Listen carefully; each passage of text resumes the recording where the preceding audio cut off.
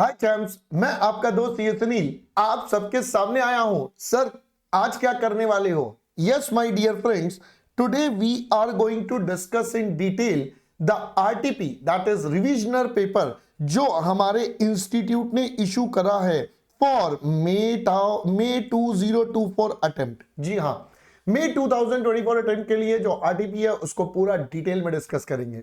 वैसे तो मैं उम्मीद कर रहा हूं आपने एक बार तो देख लिया होगा। जो बच्चे अपने से पढ़े हैं उनको तो बेटा ऐसा लग रहा होगा सर ये तो बुक के सारे क्वेश्चन आ गए हैं ना। हाँ, अभी कोई बात नहीं, आपको सब दिखाएंगे। चलिए कोई बात नहीं। तो भाई मैं यहां पर आपके साथ सभी के सभी क्वेश्चन, चाहे वो केस स्टडीज बेस्ड है चाहे वो डिस्क्रिप्टिव क्वेश्चन है, पूरे डिटेल में टेकअप करने वाला हूं, सो दैट आप बच्चों को सारी की सारी चीजें एकदम बढ़िया तरीके से क्लियर हो जाए। अगर कोई किसी के मन में छोटा मोटा कंफ्यूजन हो वो भी अपना साथ के साथ दूर हो जाए। सो आर यू गाइज रेडी? चलिए तो शुरू करते हैं हम अपने सबसे पहले क्वेश्चन के साथ। हम बेटा सीक्वेंस में ही चलेंगे ताकि कोई भी किसी को दिक्कत परेशानी ना फेस करनी पड़े। Got it? चलिए, so here we start with our question number 1 and that is, सबसे पहले इंस्टीट्यूट ने हमें दिया बेटा केस बेस्ड से केस स्टडीज। अब सबसे पहला क्वेश्चन बेटा हमारे मटेरियल चैप्टर में से है। मैंने आपके लिए पहले से मेंशन कर दिया बेटा, जो हमारी मई 2024 की बुक थी उसका क्वेश्चन नंबर 18 बिल्कुल सिमिलर है। Yes, we have done this in the class itself, but हम इसको पूरा दोबारा से एक बार डिस्कस करेंगे। ठीक है बच्चों, चलिए let us begin with the topic. कहता है बेटा, अगर मैं पहली बात ये केस स्टडीज को देखूं तो case studies are nothing but जो हमारे न्यूमेरिकल क्वेश्चंस थे उन्हीं को इंस्टीट्यूट ने दिया, उसमें से जो रिक्वायरमेंट है उसको बेटा पार्ट्स में बना दिया। से फॉर एग्जांपल, अगर मैं इस क्वेश्चन में एक बार देख रहा हूं, सिर्फ अभी पूरा डिटेल में देखेंगे। सो आपसे पूछ लिया क्वांटिटी ऑफ मटेरियल कितना होगा, ईओक्यू कितना होगा, मैक्सिमम लेवल। तो जो पहले इंस्टीट्यूट हमसे A B C D parts में पूछता था, बट अब उन्हीं को क्या कर दिया बेटा, क्वेश्चन में 4 ऑप्शंस के साथ दे दिया। तो इन्हीं को बेटा इंस्टीट्यूट ने क्या बना दिया, केस स्टडी टाइप बना दिया। तो अगर मैं देखूं, they are nothing but the main descriptive numerical questions जो हमने ऑलरेडी आपके साथ कवर करे हैं। ठीक है बच्चा, चलिए आइए देखते हैं अब जरा इन क्वेश्चंस को एक बार रीड आउट करते हैं। क्वेश्चन कहता है, purchase committee of A limited has been interested to review the material procurement policy of the company. Chief marketing manager has appraised committee that company at present produces a single product X by using 2 raw material A and B in the ratio of 3:2। तो देखिए बेटा, company अभी product X बनाती है जिसमें 2 raw material लगते हैं और वो 3:2 में लगते हैं। Material A is perishable in nature and has to be used within 10 days from GRN date, otherwise material becomes obsolete। तो भाई आपके पास एक कंडीशन डाल दी, अगर मटेरियल 10 दिन में इस्तेमाल नहीं हुआ तो वो आपका क्या हो जाएगा, बेकार हो जाएगा। बेकार होने का मतलब है बेटा ये पूरा का पूरा डैमेज हो गया, आपका पूरा का पूरा लॉस हो जाएगा। Material B durable in nature and can be used even after 1 year, ये कभी भी यूज कर सकते हो, इसके साथ पेरिशेबल की कंडीशन नहीं है। Material A is purchase from local market with in 1 to 2 days of placing the order. तो ये आपको इसका बेटा टाइम बता दिया। अब 1 to 2 days का मतलब क्या हो गया, इसका मतलब सर मिनिमम 1 हो गया और मैक्सिमम आपका लीड टाइम यहां पर 2 days का हो गया। Material B on the other hand purchase from neighbouring state and takes 2 to 4 days to receive the material. तो अब इस केस में हमारा बच्चा मिनिमम हो गया 2 एंड हमारा मैक्सिमम लीड टाइम हो गया 4। तो ये हमें ए और बी का बेटा मिनिमम और मैक्सिमम का लीड टाइम या डिलीवरी टाइम बेटा पता चल गया। Next, purchase price of raw material A and B is ₹30 and 44 respectively. ये एक्सक्लूसिव ऑफ टैक्सेस है, इसमें टैक्सेस इंक्लूड नहीं है। To place an order company has to incur administrative cost of 1200। तो टेक्निकली स्पीकिंग बेटा ये मेरा कॉस्ट पर ऑर्डर यानी कि ओ बन गया। Carrying cost for material A and B is 15% and 5%। ये बेटा हमारा कैरिंग कॉस्ट का कॉन्सेप्ट आपके पास आ गया। At present material A is purchased in lot of 15,000 kg to avail 10% discount on market price. बेटा अगर हम बात करें तो एग्जामिनर ने हमें हमारा प्रेजेंट ऑर्डर साइज या रीऑर्डर क्वांटिटी आपको बता दिया बेटा 15,000 होगा। एट प्रेजेंट कंपनी इस ऑर्डर साइज पे खरीदती है और साथ साथ 10% डिस्काउंट भी मिल रहा है। GST applicable is 18 and input tax credit is availed. अब इनपुट टैक्स क्रेडिट मिल रहा है, इसका मतलब GST is not our cost, तो हमें इसे कंसीडर नहीं करना है। ठीक है sir. Sales department provided an estimate that company could sell 30,000 kg in January and also projected the same trend for the entire year। तो यानी कि अगर हम यहां से देखें तो बेटा एनुअल रिक्वायरमेंट कितना हो जाएगा, तो इट विल बिकम 30,000 इंटू 12, यानी कि दोस्तों अगर हम यहां पर देखेंगे तो हमारे पास आता है 3,60,000 बेटा पूरे साल का। फिर कहता है ratio of input and output is 5:3। Company works for 25 days in a month and production is carried out evenly। Following calculations आपको करके दिखानी है। हमने कहा ठीक है। पहला, for the month of January what would be the quantity of the material to be requisitioned for both A and B। तो बेटा आपको बताना है A और B का क्वांटिटी कितना चाहिए होगा और ये सिर्फ जनवरी के लिए निकालना है। तो क्वेश्चन की रिक्वायरमेंट को ध्यान से पढ़ना है, जैसा मैं हमेशा बोलता हूं बेटा कॉस्टिंग में। तो अगर हम देखें बच्चा जनवरी में सेल करना है 30,000, तो आप मुझे बताइए सबसे पहले इनपुट कितना लगेगा इन जनवरी। तो अगर हम ध्यान से सोचे बेटा 30,000 आउटपुट है, 5:3 का इनपुट आउटपुट है, यानी कि 5 का इनपुट लगता है फॉर 3 आउटपुट, तो बेटा 30,000 के लिए लगेगा 50,000। पहली बात। अब ये दोनों किस रेशो में यूज होते हैं, तो आपको बोला था भाई ये दोनों 3:2 में यूज होते हैं, आपको स्टार्टिंग में बताया था ए और बी। तो ये दोनों 3:2 में होते हैं, इसका मतलब बेटा 50,000 का हमें अब ब्रेकअप करना पड़ेगा इन 3:2। तो जब हम इसका ब्रेकअप कर देंगे 3:2 में, तो बेटा हमारे पास ए और बी का नंबर आ जाएगा। तो अगर हम यहां से देखें तो बेटा ए का नंबर आपके पास कितना आ जाएगा 30,000 और बी का नंबर आ जाएगा 20,000। तो ये आपका सबसे पहला मटेरियल का रिक्वायरमेंट जनरेट हो गया। चलिए अब सॉल्यूशन में से देख लेते हैं। ये देखिए बेटा, तो पहले तो प्रोडक्शन चाहिए, फिर हमारे पास रॉ मटेरियल रिक्वायर्ड हो गया बेटा 5:3 50,000 और ये 3:2 में बनके 30,000 20,000 आ गया। सो यही हमने आपके साथ निकाला, तो इसका करेक्ट आंसर हो गया ऑप्शन नंबर डी। फिर आपसे बोला आप ईओक्यू निकाल दो दोनों का। अब बच्चा ईओक्यू निकालने के लिए मुझे 3 चीजें चाहिए, ए, ओ और सी। तो अगर हम बात करें यहां पर, तो सबसे पहले एनुअल रिक्वायरमेंट बेटा कितनी हो जाएगी अगर हम देखेंगे तो सॉरी, अगर हम एओसी की बात करेंगे तो बेटा एनुअल, ओहो कहां गया, रुक जाओ, हाँ जी बेटा, एनुअल रिक्वायरमेंट कितनी है, तो सर हमें एक महीने में 50,000 का इनपुट चाहिए, या आप ऐसे ले लीजिए बेटा एक महीने में ए का 30,000 है इंटू 12 हो जाएगा और बी का बेटा 20,000 इंटू 12 हो जाएगा। ये दोनों के एनुअल रिक्वायरमेंट आ गए।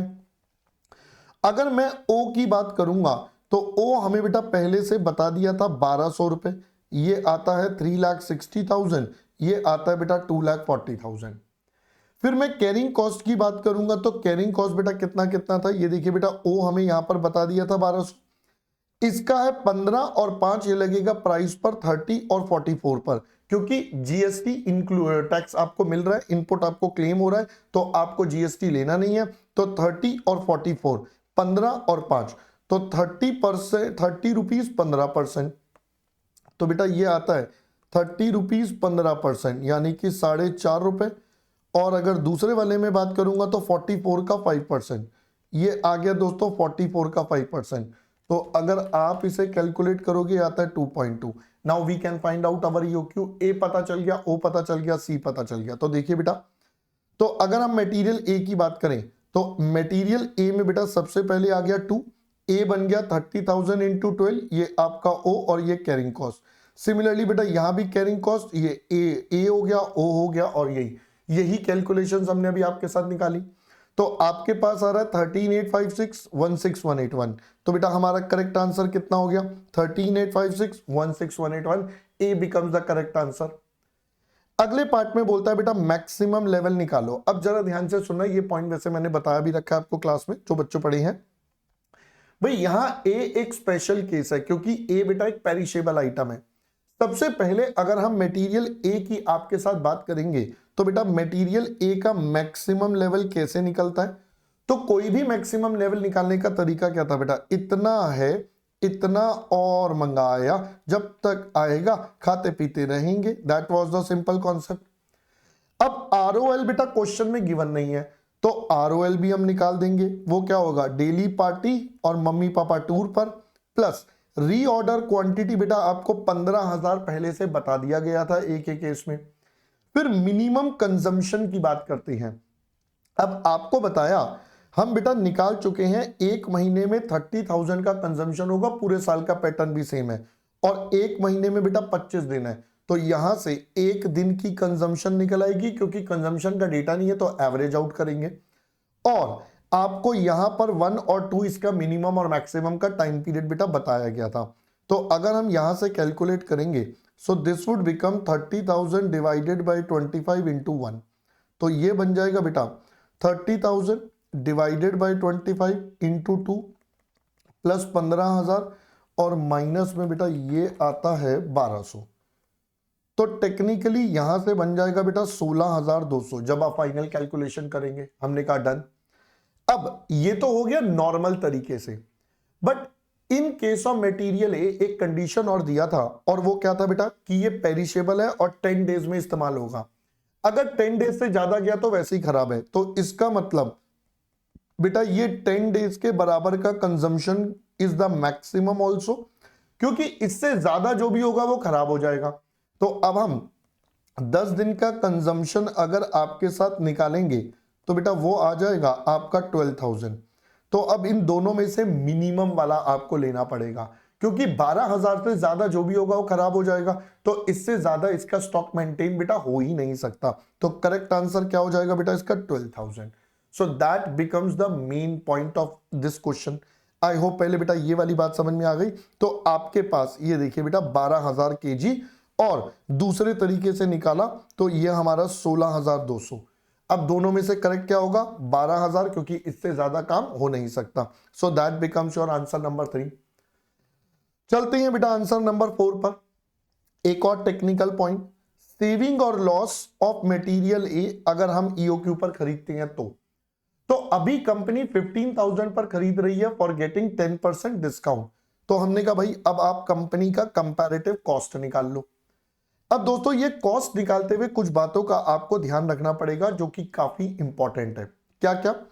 सर पहले तो पूरे साल की कंजम्पशन कितनी है? 360। अब नंबर ऑफ ऑर्डर्स कैसे? बेटा अब एक बात ध्यान से समझनी पड़ेगी।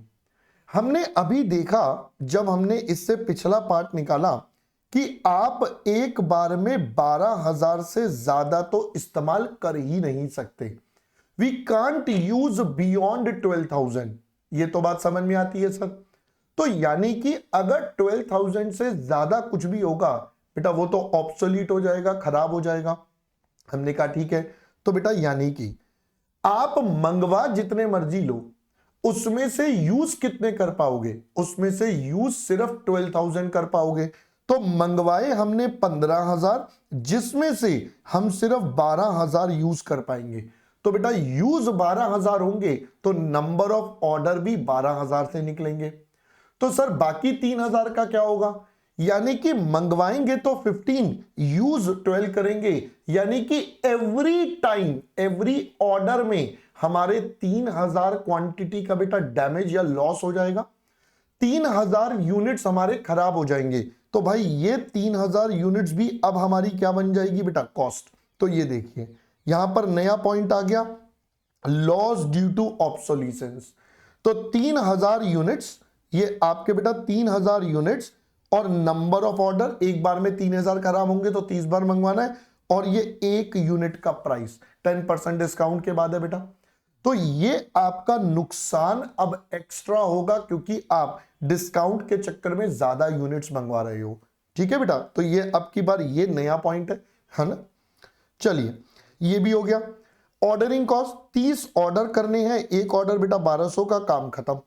फिर उसके बाद कैरिंग कॉस्ट, अब कैरिंग कॉस्ट तो बेटा order size by 2, order size by 2 बेटा कितना हो गया 15,000 बाय 2 7500, और कैरिंग कॉस्ट बेटा प्राइस का, प्राइस अब कितना है 27, क्यों 10% का डिस्काउंट मिल गया, 30 ओरिजिनल था 10% का डिस्काउंट मिला, so now we have 15% of 27। तो आपके पास बेटा कैरिंग कॉस्ट आ गई। अब ऑर्डरिंग कॉस्ट और कैरिंग कॉस्ट ये दोनों आ गई, साथ साथ बेटा परचेज कॉस्ट ये आपकी 27 रुपीज के हिसाब से आ गई, साथ साथ आपका नुकसान होगा बेटा ऑब्सोलीसेंस वाला। तो अब यहां पर 4 कॉस्ट है, पीसी, ओसी, सीसी और लॉस, ये चारों मिलाकर बेटा आपका इतना नुकसान इतना कॉस्ट आता है। कंपैरेटिवली अगर ईओक्यू वाली साइड चले तो ईओक्यू कहता है 13856 मंगवाओ, ऑल्दो हमें पता है 12,000 से ज्यादा बेटा सारा बेकार है, तो एक बार में यूजेबिलिटी तो 12,000 की होगी, तो बेटा यूजेबल 12,000 होगा तो नंबर ऑफ ऑर्डर उसके हिसाब से। ऑर्डरिंग कॉस्ट आ गई, कैरिंग कॉस्ट बेटा सिंपल दिस डिवाइडेड बाय 2 यानी कि 6928, ऑर्डर साइज बाय 2 हो गया, और ये 15% बेटा प्राइस का, यहां डिस्काउंट नहीं है तो पूरे के पूरे 30 पर। Then we have purchase cost. Finally अब आप देखिए बेटा मंगवाएंगे 13,856, यूज होंगे 12,000, यानी कि 1,856 एक ऑर्डर में खराब होंगे। हमारे पास 30 ऑर्डर है और एक यूनिट बेटा 30 रुपए की, तो ये देखिए बेटा यही कैलकुलेशन वापस आ गई, 1856 30 ऑर्डर की 30 रुपए की, ये आपके पास बेटा नंबर आ गया लॉस का ऑब्सोलीसेंस वाला। तो भाई आपके पास अब ordering cost, carrying cost, purchase cost और ऑब्सोलीसेंस मिलाकर इतना। अब अगर हम देखें तो ईओक्यू पर बेटा कॉस्ट क्या हो रही है ज्यादा, यहां पर कॉस्ट क्या हो रही है कम, तो हमारे पास क्या हो जाएगा प्रेजेंट पॉलिसी बेटर है, उसी को कंटिन्यू करना चाहिए, you don't have to go for the new और the EOQ level. I hope दोस्तों पहले बात समझ में आ गया। तो यानी कि इस केस में आपकी जो सेविंग हो रही है वो 321201 की हो रही है। आपका करेक्ट आंसर बेटा यहां से आ जाएगा कि आपके पास प्रॉफिट हो रहा है 3, सेविंग और loss if the purchase order quantity equal to EOQ. EOQ follow करेंगे तो नुकसान होगा, तो टेक्निकली ये लॉस वाला ऑप्शन आएगा, क्योंकि अभी हमारी कॉस्ट कम है ईओक्यू पे ज्यादा, तो ईओक्यू वाले में क्या हो रहा है बेटा नुकसान हो रहा है, so that becomes the loss. I hope पहले बात समझ में आ गई, गॉट इट। चलिए और भी कोई पार्ट है इसका, हाँ, what would be the minimum stock level of material A, आपका मटेरियल ए का मिनिमम स्टॉक। तो भाई मिनिमम स्टॉक कैसे निकलता है जल्दी से याद करिए बेटा सॉरी बेटा मिनिमम स्टॉक कैसे निकलता है, तो minimum stock is computed as, बताइए बेटा कैसे, जल्दी से बताइए मुझे। Sir it is ROL minus average into average consumption. तो अब आप इसकी कैलकुलेशन कर लीजिए। आरओएल बेटा हम ऊपर निकाल चुके थे, वैसे मैं दोबारा लिख देता हूं 30,000 बाय 25, और ये कितने दिन का बेटा 2 दिन का, माइनस 30,000 डिवाइडेड बाय 25, एवरेज कितना हो जाएगा 1 + 2 divided by 2, so this would become the calculation बेटा आपके पास। तो ये तो आता है 2400, ये कितना हो जाएगा बेटा, ये हो जाएगा 1200 इंटू 1.5, तो लीजिए बेटा यही कैलकुलेशन यहां पर दिखा भी देंगे। ये देखिए बेटा मिनिमम, तो 2400 इंटू 1200 इंटू 1.5 आपके पास आ गया 600 kg, तो मैं यहां पर डायरेक्टली लिख देता हूं, लो बेटा ये 1800 के 600, तो आपका करेक्ट आंसर हो गया option number C. I hope यहां तक पहले क्लियर हो गया। So this is all about your question number 1, that is material का क्वेश्चन। अब दोस्तों अगर आप ध्यान से सोचेंगे तो ये क्वेश्चन एक नॉर्मल क्वेश्चन था जो हमने क्लास में डिस्क्रिप्टिव फॉर्म में करा है, बस इंस्टीट्यूट ने उसके पार्ट्स बनाकर आपको एमसीक्यू फॉर्म में डाल दिया, गॉट इट, ठीक है जी। चलो डन। आते हैं अगला बेटा एक केस स्टडी का employ cost. Same question, question number 24 बेटा हमारी बुक का, बिल्कुल सेम क्वेश्चन। आइए बेटा देखिए क्या कहता है। Board of directors of company, board of the J limited appraised by GMHR that the employee attrition rate has increased. The following facts have been presented. क्या क्या facts है बेटा? Training period of the new recruit is 50,000 hours. During this, their productivity is 60% of the experienced worker. Time required by an experienced worker is 10 hours per unit. तो बेटा आप इसको hours में भी निकाल सकती हो, units में भी। तो आपको समझाया था बेटा 50,000 hours है और एक प्रोडक्ट बनाने में 10 घंटे लगते हैं, तो यूनिट्स कितने बन जाएंगे, पहले तो 50,000 बाय 10, 5,000 यूनिट्स बन जाएंगे। बट जो नए वर्कर हैं उनकी प्रोडक्टिविटी कितनी है बेटा 60%। तो आउटपुट प्रोड्यूस्ड कितना होगा 5000 का ओनली 60%, यानी कि बेटा ये सिर्फ 3000 बनाएंगे तो नॉट प्रोड्यूस्ड बेटा कितना हो जाएगा, यानी कि 2000 नहीं बन पाया। That is the simple thing.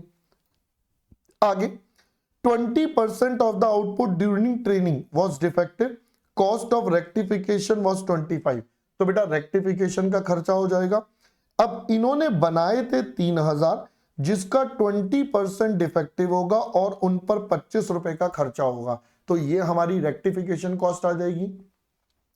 Potential hours lost due to delay in recruitment 1 lakh hours. बेटा ये 1 लाख आवर्स हैं, डिवाइडेड बाय 10 कर दो तो 10,000 यूनिट्स का ये वाला नुकसान भी आपके पास आ गया। सेलिंग प्राइस 180, पीवी रेशियो 20%, तो यहां से आपका कंट्रीब्यूशन निकल जाएगा बेटा। तो 180 का 20% यानी कि 36 रुपीज एक यूनिट पर कमा सकते थे, जो अब नहीं कमाए। सेटलमेंट कॉस्ट इतनी लग गई, रिक्रूटमेंट कॉस्ट है, ट्रेनिंग कॉस्ट है। ये आपसे सवाल पूछे गए, how much quantity is lost due to labour turnover. तो बेटा ये सिंपल सा सवाल है, 2000 ये नहीं बने, 10,000 ये बन सकते थे। इसका मतलब टोटल 12,000 यूनिट्स का बेटा नुकसान हो गया। इसका मतलब टोटल बेटा हमारे पास 12,000 यूनिट्स का नुकसान हो गया। तो 1 लाख डिवाइडेड बाय 10 अगर आपने कैलकुलेशन लिखनी है, और ये हो जाएगा बेटा 50,000 माइनस 60% डिवाइडेड बाय 10, तो कुल मिलाकर बेटा ये कितना आ गया 12,000 यूनिट्स। फिर कहता है how much loss in the form of contribution company इनकर ड्यू टू लेबर टर्नओवर। तो बेटा सिंपल है, 12,000 यूनिट नहीं बने और एक यूनिट से 36 रुपीस कमाते, तो 12,000 इंटू 36 यानी कि 4,32,000 का नुकसान हो गया। ये कंपनी और कमा सकती थी। What is the cost of repairing of defective units? ये हमने बेटा पहले ही कैलकुलेशन लिख दी थी।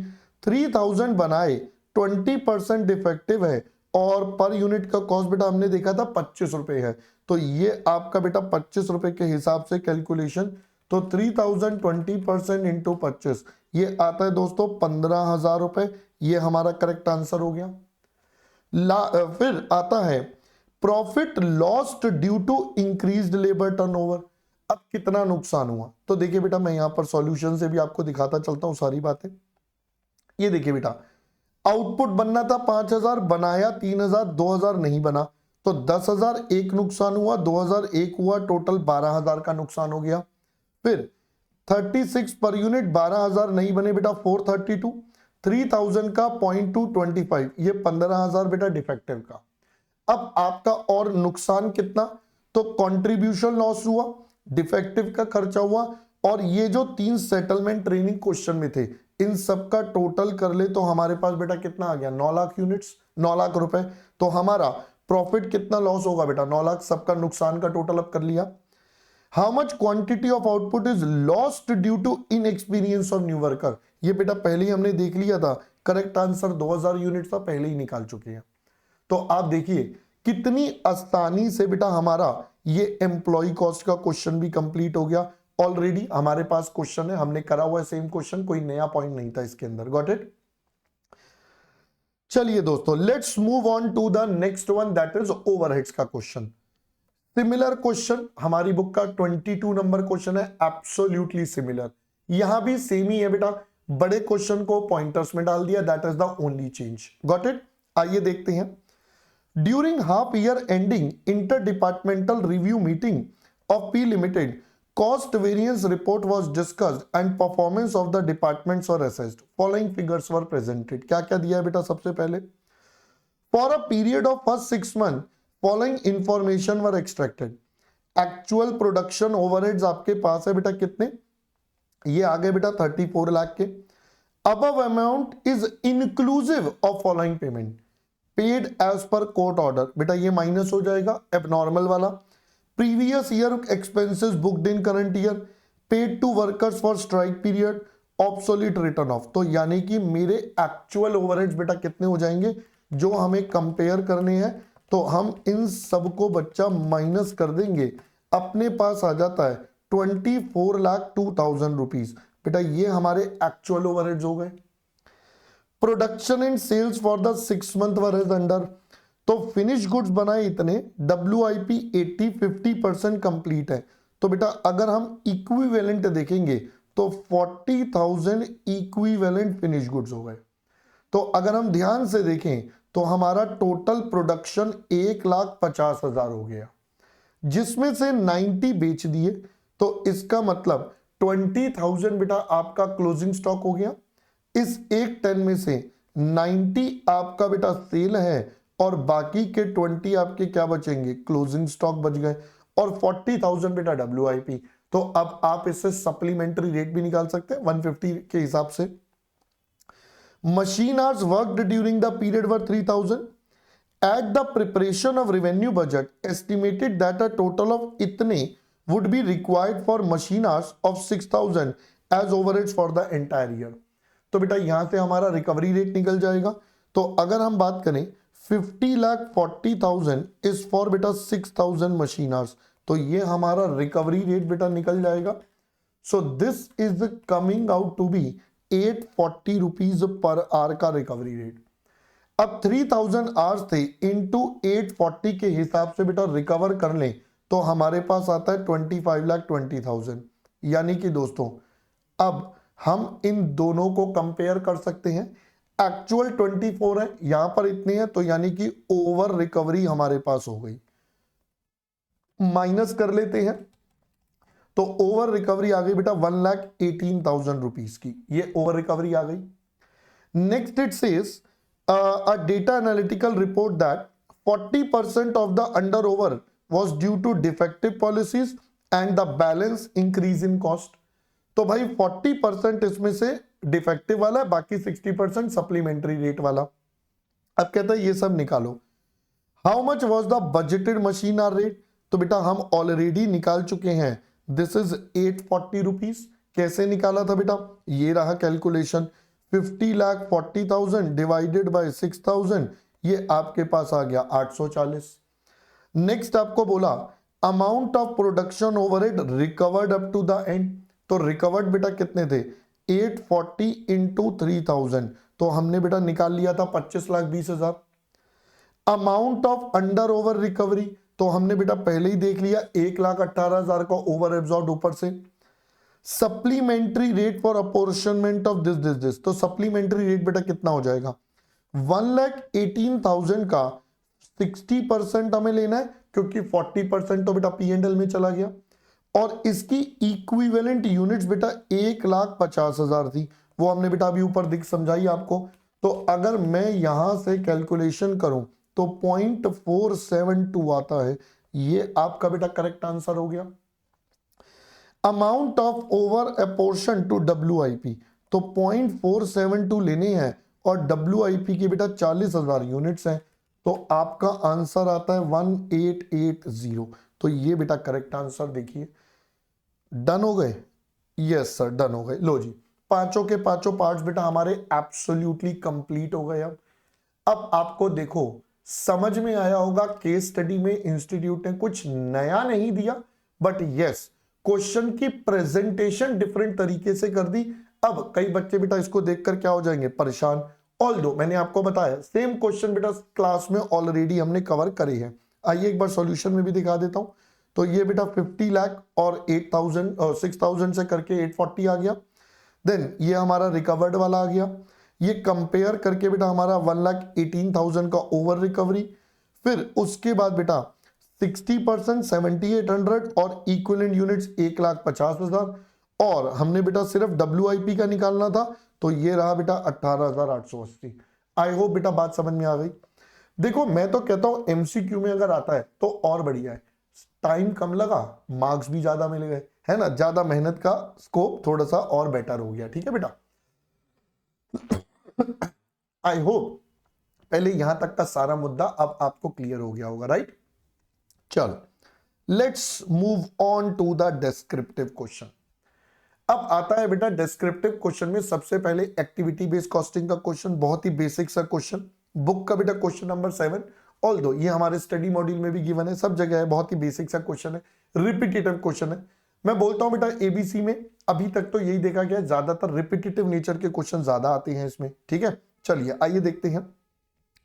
Sales department is analysing the customer profitability for its Z product Z, decided to analyze the profitability of its 5 customer using activity based costing method।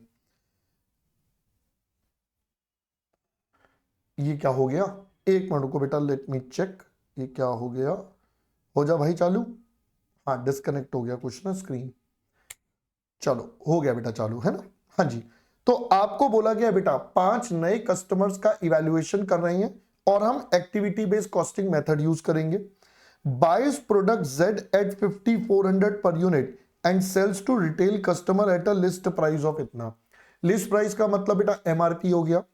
The data pertaining to 5 customers are, ये 5 customers का data दे दिया, किसको कितने units बेचे हैं, selling price और actual selling price. तो बेटा इन दोनों का जो डिफरेंस होगा वो हमारा डिस्काउंट निकल जाएगा टेक्निकली, कि हमारा MRP कितना था और हमने कितने पर उनको एक्चुअली में सेल करा। फिर आपके पास है नंबर ऑफ परचेज ऑर्डर, फिर customer visit, deliveries, kilometre travel, expedited deliveries, ठीक है बेटा। After a detailed analysis following activities have been identified and respective cost has been computed. अब आपको दोस्तों यहां पर आपकी एक्टिविटी और उनका कॉस्ट ड्राइवर रेट ऑलरेडी दे दिया है, तो यानी कि ये अब हम कैलकुलेशन करने से बच गए बेटा, ये सेव हो गया। ऑर्डर टेकिंग बता दिया, कस्टमर विजिट है, डिलीवरीज है, प्रोडक्ट हैंडलिंग है, expedited delivery. Required to compute customer level operating income of each of the 5 customer, so that is your question. अब दोस्तों पहले तो ये समझ लीजिए यहां पर हमें एग्जामिनर ने बेटा सिर्फ एंड सिर्फ एक्टिविटी बेस्ड कॉस्टिंग के लिए बोला है, so we have to focus on that only. So चलिए दोस्तों अब हम इसको डायरेक्टली सॉल्यूशन से करते हैं, क्योंकि इसमें बेटा सिंपल सा डेटा है, कोई ज्यादा कैलकुलेशन और दिमाग लगाने का स्कोप है नहीं। तो पहले तो हम क्या करेंगे भाई, यूनिट सोल्ड ले लेते हैं, क्योंकि इसके बेस पर कई सारे डेटा टिका हुआ है। तो पहले हमने अपने आंसर में क्या करा बेटा, यूनिट सोल्ड ले लिया, बट मैंने आपको बोला था जनरली आप क्या करो बेटा, पेपर में इसके आगे एक लाइन ड्रॉ कर दो, जैसे यहां पर है ना लाइन ड्रॉ रखी है, तो आप भी लाइन ड्रॉ कर देना ताकि हमें याद रहे कि ये टोटल में इंक्लूड ना कर दें गलती से भी, ठीक है बच्चा। चलो okay sir.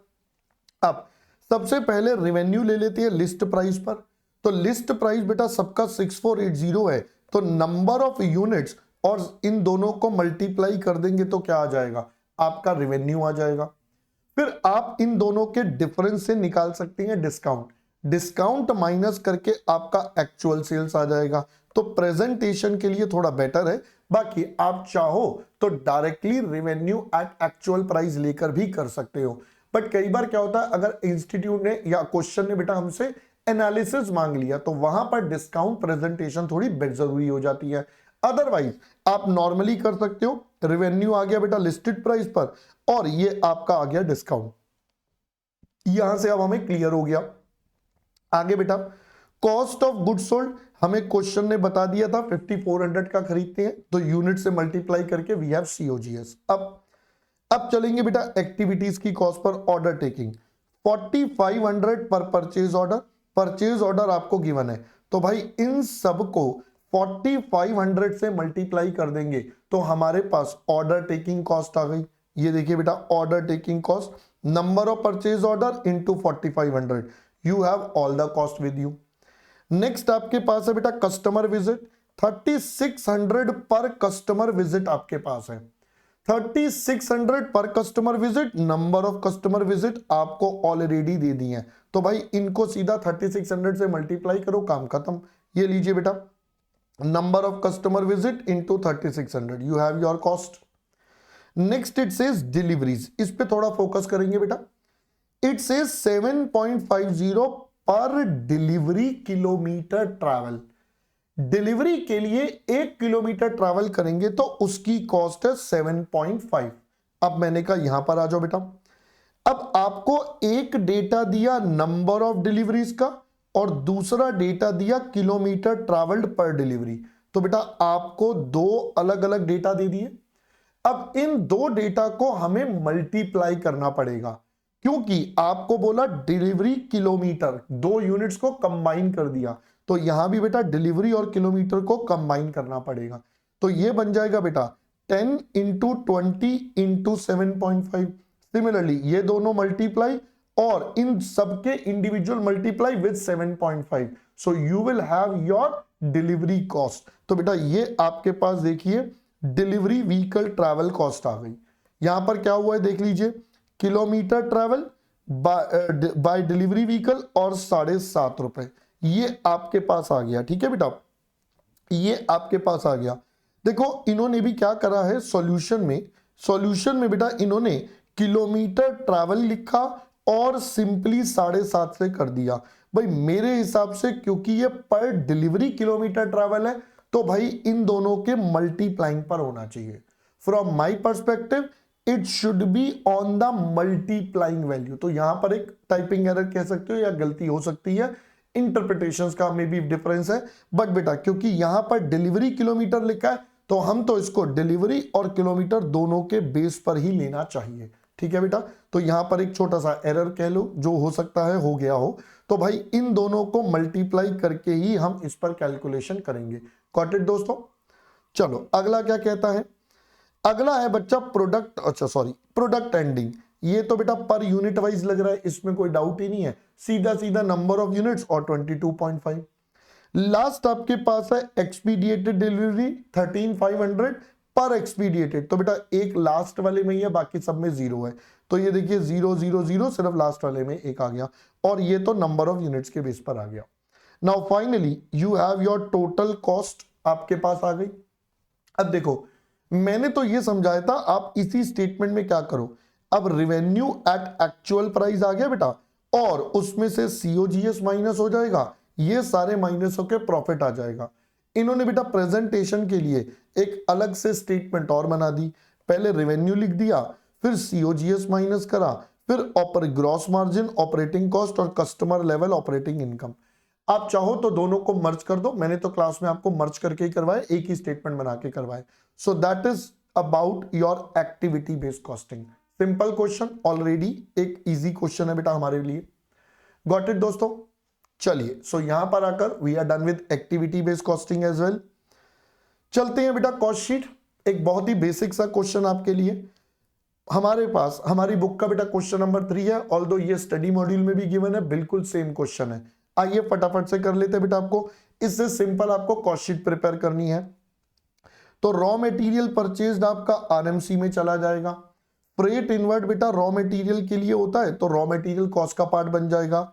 Wages paid to factory workers, अब भाई वेजेस पे करी है और एक तो हमें डायरेक्ट वेजेस चाहिए प्रोडक्शन के लिए, तो हम इन्हें पहले तो डायरेक्ट वेजेस में क्लासिफाई कर लेंगे। रॉयल्टी पेड फॉर प्रोडक्शन, ये बच्चा डायरेक्ट एक्सपेंस में चला जाएगा। पावर एंड फ्यूल का खर्चा आपका डायरेक्ट एक्सपेंस में जाएगा। Job charges paid to job worker, बेटा ये भी आपका डायरेक्ट एक्सपेंसेस में जाएगा। Then stores and spares consume, ये आपके फैक्ट्री ओवरहेड का पार्ट बन गया।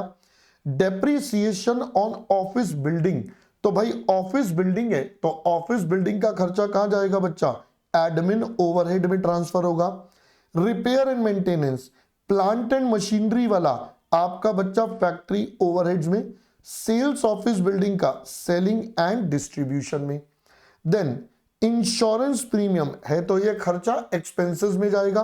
प्लांट एंड, ओहो भाई साहब रुक जाओ, हाँ प्लांट एंड मशीनरी का बेटा फैक्ट्री ओवरहेड्स में और फैक्ट्री बिल्डिंग का ये भी फैक्ट्री में, क्योंकि भाई दोनों ही फैक्ट्री से रिलेटेड है तो वहां जाएंगे। Expenses paid for quality control check, तो ये क्यूसीसी में चला जाएगा quality control cost. Research and development है तो आरएनडी कॉस्ट में। Expenses paid for pollution control, pollution बेटा जनरली कहां होगा, फैक्ट्री में, तो भाई ये factory overheads. Salary paid to sales and marketing manager, तो ये आपका सेलिंग एंड डिस्ट्रीब्यूशन में। Salary paid to general manager, तो जनरल मैनेजर बेटा हमारे ऑफिस का पार्ट हो गया तो एडमिन ओवरहेड। पैकिंग कॉस्ट, अब पैकिंग कॉस्ट बेटा दो प्रकार की, primary packing necessary to maintain quality, ये बेटा आपका आफ्टर एनएफसी के बाद ऐड हो जाएगा। फॉर रीडिस्ट्रीब्यूशन ऑफ गुड्स, तो this will be part of selling and distribution overhead, भाई डिस्ट्रीब्यूशन का पार्ट है तो एसएनडी में ही बना देंगे। Fee paid to independent directors, ये आपका एडमिन ओवरहेड्स का पार्ट हो गया। परफॉर्मेंस बोनस पे करा टू सेल्स स्टाफ, तो भाई ये आपका S&D का पार्ट हो गया। Value of stock as on 1 January, तो भाई ये हमारे सारे के सारे ओपनिंग स्टॉक हो गए और ये सारे के सारे हमारे बेटा क्या बन गए, क्लोजिंग स्टॉक बन गए। Further amount realised by selling of scrap and waste generating during process 48, तो भाई इसको क्या करना है सर, ये हो जाएगा डिडक्ट आफ्टर एनएफसी, आपको इसको एनएफसी के बाद माइनस करना है। तो लीजिए बेटा, ये हमारी पूरी कॉस्ट शीट का क्वेश्चन कंप्लीट हो गया एकदम फटाफट से। एकदम नन्ना मुन्ना सा इजी सा क्वेश्चन है, इसमें कोई भी ज्यादा टेक्निकल पॉइंट ही नहीं है, बहुत सिंपल है, स्टडी मॉड्यूल में भी गिवन है और हमारी बुक में भी है। गॉट इट बच्चा? सो यहां पर ये कंप्लीट करने के बाद let's move on to the next one, that is cost accounting system. ये भी बेटा हमने क्लास में करा हुआ है, सिमिलर टू क्वेश्चन नंबर 40 है बेटा हमारी बुक में, सिमिलर बिल्कुल एग्जैक्टली सिमिलर है, ठीक है। डेटा अलग है ऑब्वियसली, थोड़ा सा नंबर्स अलग होते हैं। देखिए बेटा, financial books of a company reveal the following data for the year ended. आपको बताया ओपनिंग स्टॉक, सबसे पहले फिनिश्ड गुड्स है बेटा 875 यूनिट्स बता दिया, WIP भी दे दिया। ये ड्यूरिंग द पीरियड बता रहा है, रॉ मटेरियल है, direct labour, overheads and so on. Sales बता दिया है आपके पास, क्लोजिंग स्टॉक में फिनिश्ड गुड्स का डेटा बता दिया बेटा 375 और WIP। अब अगर मैं ध्यान से देखूं तो मुझे WIP का ब्रेकअप तो गिवन नहीं है, कोई बात नहीं है, मुझे सेल्स का नंबर भी गिवन है, ओपनिंग भी गिवन है, क्लोजिंग भी गिवन है। तो बेटा यहां से सबसे पहले हम अपने प्रोडक्शन यूनिट्स निकाल लेते हैं। तो अगर आपको याद हो तो भाई मैंने आपको बताया था सबसे पहले प्रोडक्शन, वो कैसे हो जाएगा बेटा, it is sales plus closing minus opening. तो अगर सेल्स का नंबर लें 14,500 बेटा सेल्स का नंबर, फिर आपके पास क्लोजिंग आ रहा है बेटा 375 का और ओपनिंग हमारे पास है बेटा 875 का। तो अगर हम कैलकुलेट करेंगे तो 14,000 बेटा हमारा प्रोडक्शन के यूनिट्स आ गए, ठीक है। ओके सर, अब पूछा क्या है, management of the company for the preparing cost sheet and variance analysis use the following cost recovery basis. Factory overheads absorbed at 60%, admin production related at 20% of factory, selling and distribution बेटा 5 रुपए unit sold, opening stock valued at इतना। तो अब आपको ये 4 item दे दिए। Company values WIP at factory cost for both this, यानी कि दोनों में सेम होने वाला है। वैसे भी बेटा ब्रेकअप हमें दिया नहीं है तो हम कुछ कैलकुलेट कर भी नहीं सकते, तो जो क्वेश्चन में डेटा गिवन है एज इट इज कॉपी करेंगे।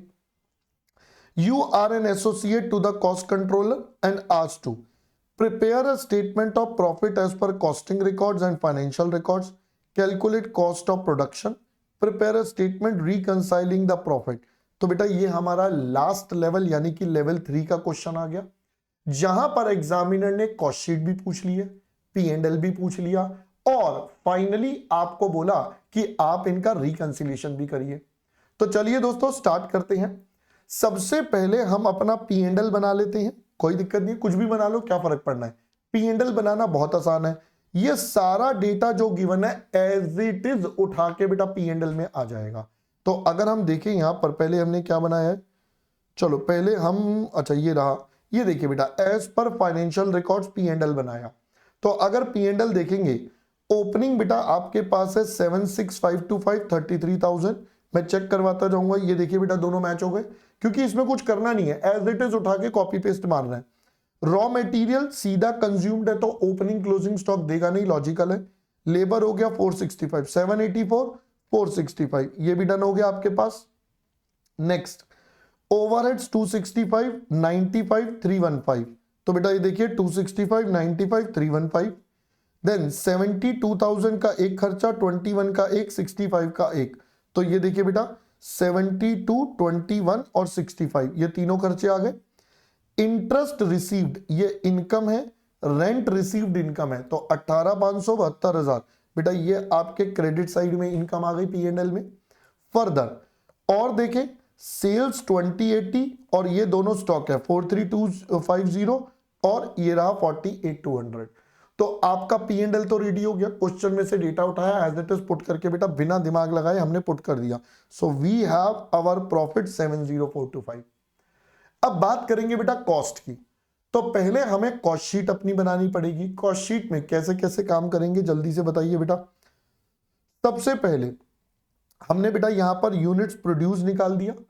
आप नॉर्मल अपनी कॉस्ट शीट बनाइएगा। यहां पर जो सॉल्यूशन है बेटा उन्होंने क्या करा, दो पार्ट्स में बना दी।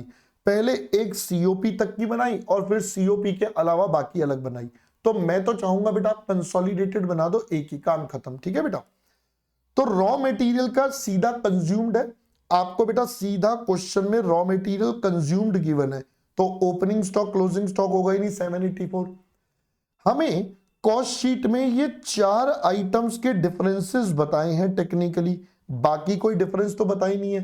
तो बाकी जो रेलिवेंट आइटम है बेटा पी एंड एल से कॉपी हो जाएंगी। तो आपका मटेरियल बेटा कॉपी हो गया, लेबर 465 कॉपी हो गया। मैंने कहा ठीक है सर ये दोनों कॉपी, बट ओवरहेड्स हमारे 60% होंगे, तो बेटा इसका 60% हमारे पास आ गया। देन ओपनिंग क्लोजिंग WIP बेटा एज इट इज कॉपी हो जाएंगे, no change. We have COP। अब आपके पास आ गया factory cost of goods produce, ये बेसिकली आपका NFC हो गया बेटा अपनी टेक्निकल वर्ड्स में। अब एडमिन ओवरहेड्स बोले थे बेटा कितने %, आपको बोला था ये प्रोडक्शन रिलेटेड है और 20% ऑफ फैक्ट्री कॉस्ट होंगे। तो ये देखिए बेटा इसका 20% आपके पास यहां पर आ गया। So we have our COP। COP stands for cost of production, यानी कि जितनी यूनिट्स बनाई है उनकी कॉस्ट। तो बेटा इसको 14,000 से डिवाइड कर दूं तो ये 1 यूनिट की कॉस्ट। ये हमारे बी पार्ट का आंसर हो गया। क्वेश्चन ने बी पार्ट में पूछा था cost of production per unit निकालो, तो ये टेक्निकली बी पार्ट का आंसर हमारे पास बन गया। अब हमें तो अपनी पूरी इनकम स्टेटमेंट तैयार करनी है। COP आ चुका है। अब इसमें opening stock finish goods, closing stock finish goods, तो ये देखिए बेटा यहां पर इन्होंने अलग से कर दिया। पहले ओपनिंग स्टॉक कॉस्ट शीट में, ये देखिए बेटा कॉस्ट शीट में 875 हम लेंगे बेटा 105। क्यों, एग्जामिनर ने बोला था 105 लेना है। सो ये हमारे पास बेटा ओपनिंग स्टॉक की वैल्यू आ गई। कॉस्ट ऑफ प्रोडक्शन हमने अपने नीचे अभी बनाया था वहां से वैल्यू ले ली है। क्लोजिंग स्टॉक 1815 इज फॉर 14,000, मुझे 375 का चाहिए। तो COP divided by units produced into closing stock units, you have your closing stock का नंबर। ये बेटा आपके पास वैल्यू आ गई। इन तीनों को एडजस्ट कर देंगे तो वी हैव आवर COGS, ये आ गया बेटा COGS। अब सेलिंग एंड डिस्ट्रीब्यूशन बोला था 5 पर यूनिट सोल्ड, तो भाई ये तो लगते ही सोल्ड पर है। सोल्ड है बेटा 14,500, तो उसका 5 रुपए पर this is the value. So this becomes cost of sales. Sales हमारे पास है, वी हैव द प्रॉफिट। तो पहले तो दोनों के प्रॉफिट आ गए। अब प्रॉफिट के बाद बच गया बेटा रिकंसिलिएशन। अब रिकंसिलिएशन में पॉइंटर्स हम पहले से ही जानते हैं वैसे तो। ये देखिए बेटा कहीं से भी स्टार्ट कर सकते हो, कॉस्ट या P&L। देन आपके पास एक फैक्ट्री ओवरहेड्स है, S&D है, एडमिन ओवरहेड्स है। पहले तो ये हो गए। ओपनिंग स्टॉक और क्लोजिंग स्टॉक इनकी कैलकुलेशन आती है। बाकी वो आइटम्स आएंगी जो हमारे P&L में आती है बट कॉस्टिंग में नहीं। जैसे हमने बेटा P&L में कुछ अपनी आइटम्स खर्चे लिखे थे, जैसे बेटा अगर हम बात करें तो इनकम टैक्स और बैड डेट्स हमारे पास और गुडविल, बेटा ये हमारे कॉस्टिंग में नहीं आते, और ये वाली इनकम भी हमारी कॉस्टिंग में नहीं आती। तो ये 5 आइटम्स और जुड़ जाएंगी रिकंसिलिएशन में। सो लीजिए बच्चा ये 5 आइटम्स बेटा हमारी और एडअप हो गई हमारी रिकंसिलिएशन में। अब अगर हम देखें बेटा फैक्ट्री ओवरहेड्स, मैंने आपको बोला था यहां इंग्लिश बनाना ऑल्सो इंपॉर्टेंट है।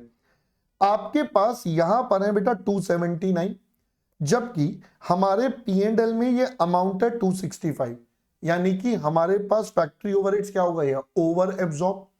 अगर फैक्ट्री ओवरहेड्स बेटा ओवर एब्जॉर्ब्ड है, मतलब खर्चा ज्यादा रिकवर कर लिया, तो इसका मतलब कॉस्टिंग में खर्चा ज्यादा, कॉस्टिंग का प्रॉफिट डाउन है। अब हमने क्वेश्चन जो रिकंसिलिएशन का शुरू करा कॉस्टिंग से करा, तो चेंज बेटा इसको करेंगे तो क्या कर देंगे, एड बैक कर देंगे। ये देखिए बेटा हमारा ओवर एब्जॉर्ब्ड बेटा ऐड हो गया। Similarly S&D over absorbed add हो गया, और एडमिन वाला बेटा अंडर रिकवर्ड लेस हो गया। अब ओपनिंग क्लोजिंग स्टॉक की बात करते हैं। मैंने बताया था बेटा ओपनिंग स्टॉक डेबिट साइड मतलब एक्सपेंस, तो आप इसे क्या मान के चलेंगे, एक्सपेंस। आइए चेक करते हैं बेटा, पहले तो इसमें कितना कितना है। तो हमारे पास यहां पर है 91875, जबकि P&L में है 76, तो यानी कि कॉस्टिंग में ज्यादा, कॉस्टिंग में एक्सपेंस ज्यादा, ओपनिंग स्टॉक ज्यादा, कॉस्टिंग में एक्सपेंस ज्यादा, तो कॉस्टिंग का प्रॉफिट डाउन है। चेंज करने के लिए बेटा वापस क्या कर देंगे, ऐड बैक कर देंगे। तो ये देखिए बेटा, वो कहां गया, रुक जा, हाँ ये रहा बेटा हमारा, कहां गया भाई, आजा भाई, ये रहा। ये देखिए बेटा opening stock over value dead हो गया। That is how you have to do. अब ये दो इनकम है, इनकम है, P&L बढ़ा हुआ है, चेंज कॉस्टिंग को करना है तो बेटा ऐड बैक कर दोगे। खर्चे हैं, P&L डाउन है, अब चेंज कॉस्टिंग को करना है तो माइनस, ये बेटा तीनों के तीनों हमारे minus. Finally we have profit as per P&L। I hope दोस्तों पहले इतनी बात आपको समझ में आ गई होगी। This is your cost accounting system का question. I hope everyone should be clear up to this level. Everyone got it? चलो परफेक्ट, चलते हैं अब दोस्तों एक और क्वेश्चन पर, बैच कॉस्टिंग। सर इसके आगे नंबर नहीं लिखा। हाँ बेटा ये थोड़ा नया क्वेश्चन आ गया, थोड़ा डिफरेंट क्वेश्चन है, बट अगर ध्यान से पढ़ेंगे तो आराम से हो जाएगा। इसके अंदर इंस्टीट्यूट ने आपको गोल गोल गोल गोल घुमाने की कोशिश करी है, तो काफी ही थोड़ा कॉम्प्लिकेटेड वर्जन दे दिया क्वेश्चन का, ठीक है। आइए अब हम इसको आपके साथ पूरा का पूरा स्टार्ट करके खत्म करते हैं। सो क्वेश्चन कहता है बेटा आपसे, Arnav Limited operates in beverage industry where it manufactures soft drink in 3 sizes of large, भाई देख लो large 3 लीटर है, मीडियम का साइज 1.5 है एंड स्मॉल इज 600 ml। बेटा 600 ml बोल दें या 0.6 लीटर बोल दें, एक ही बात है।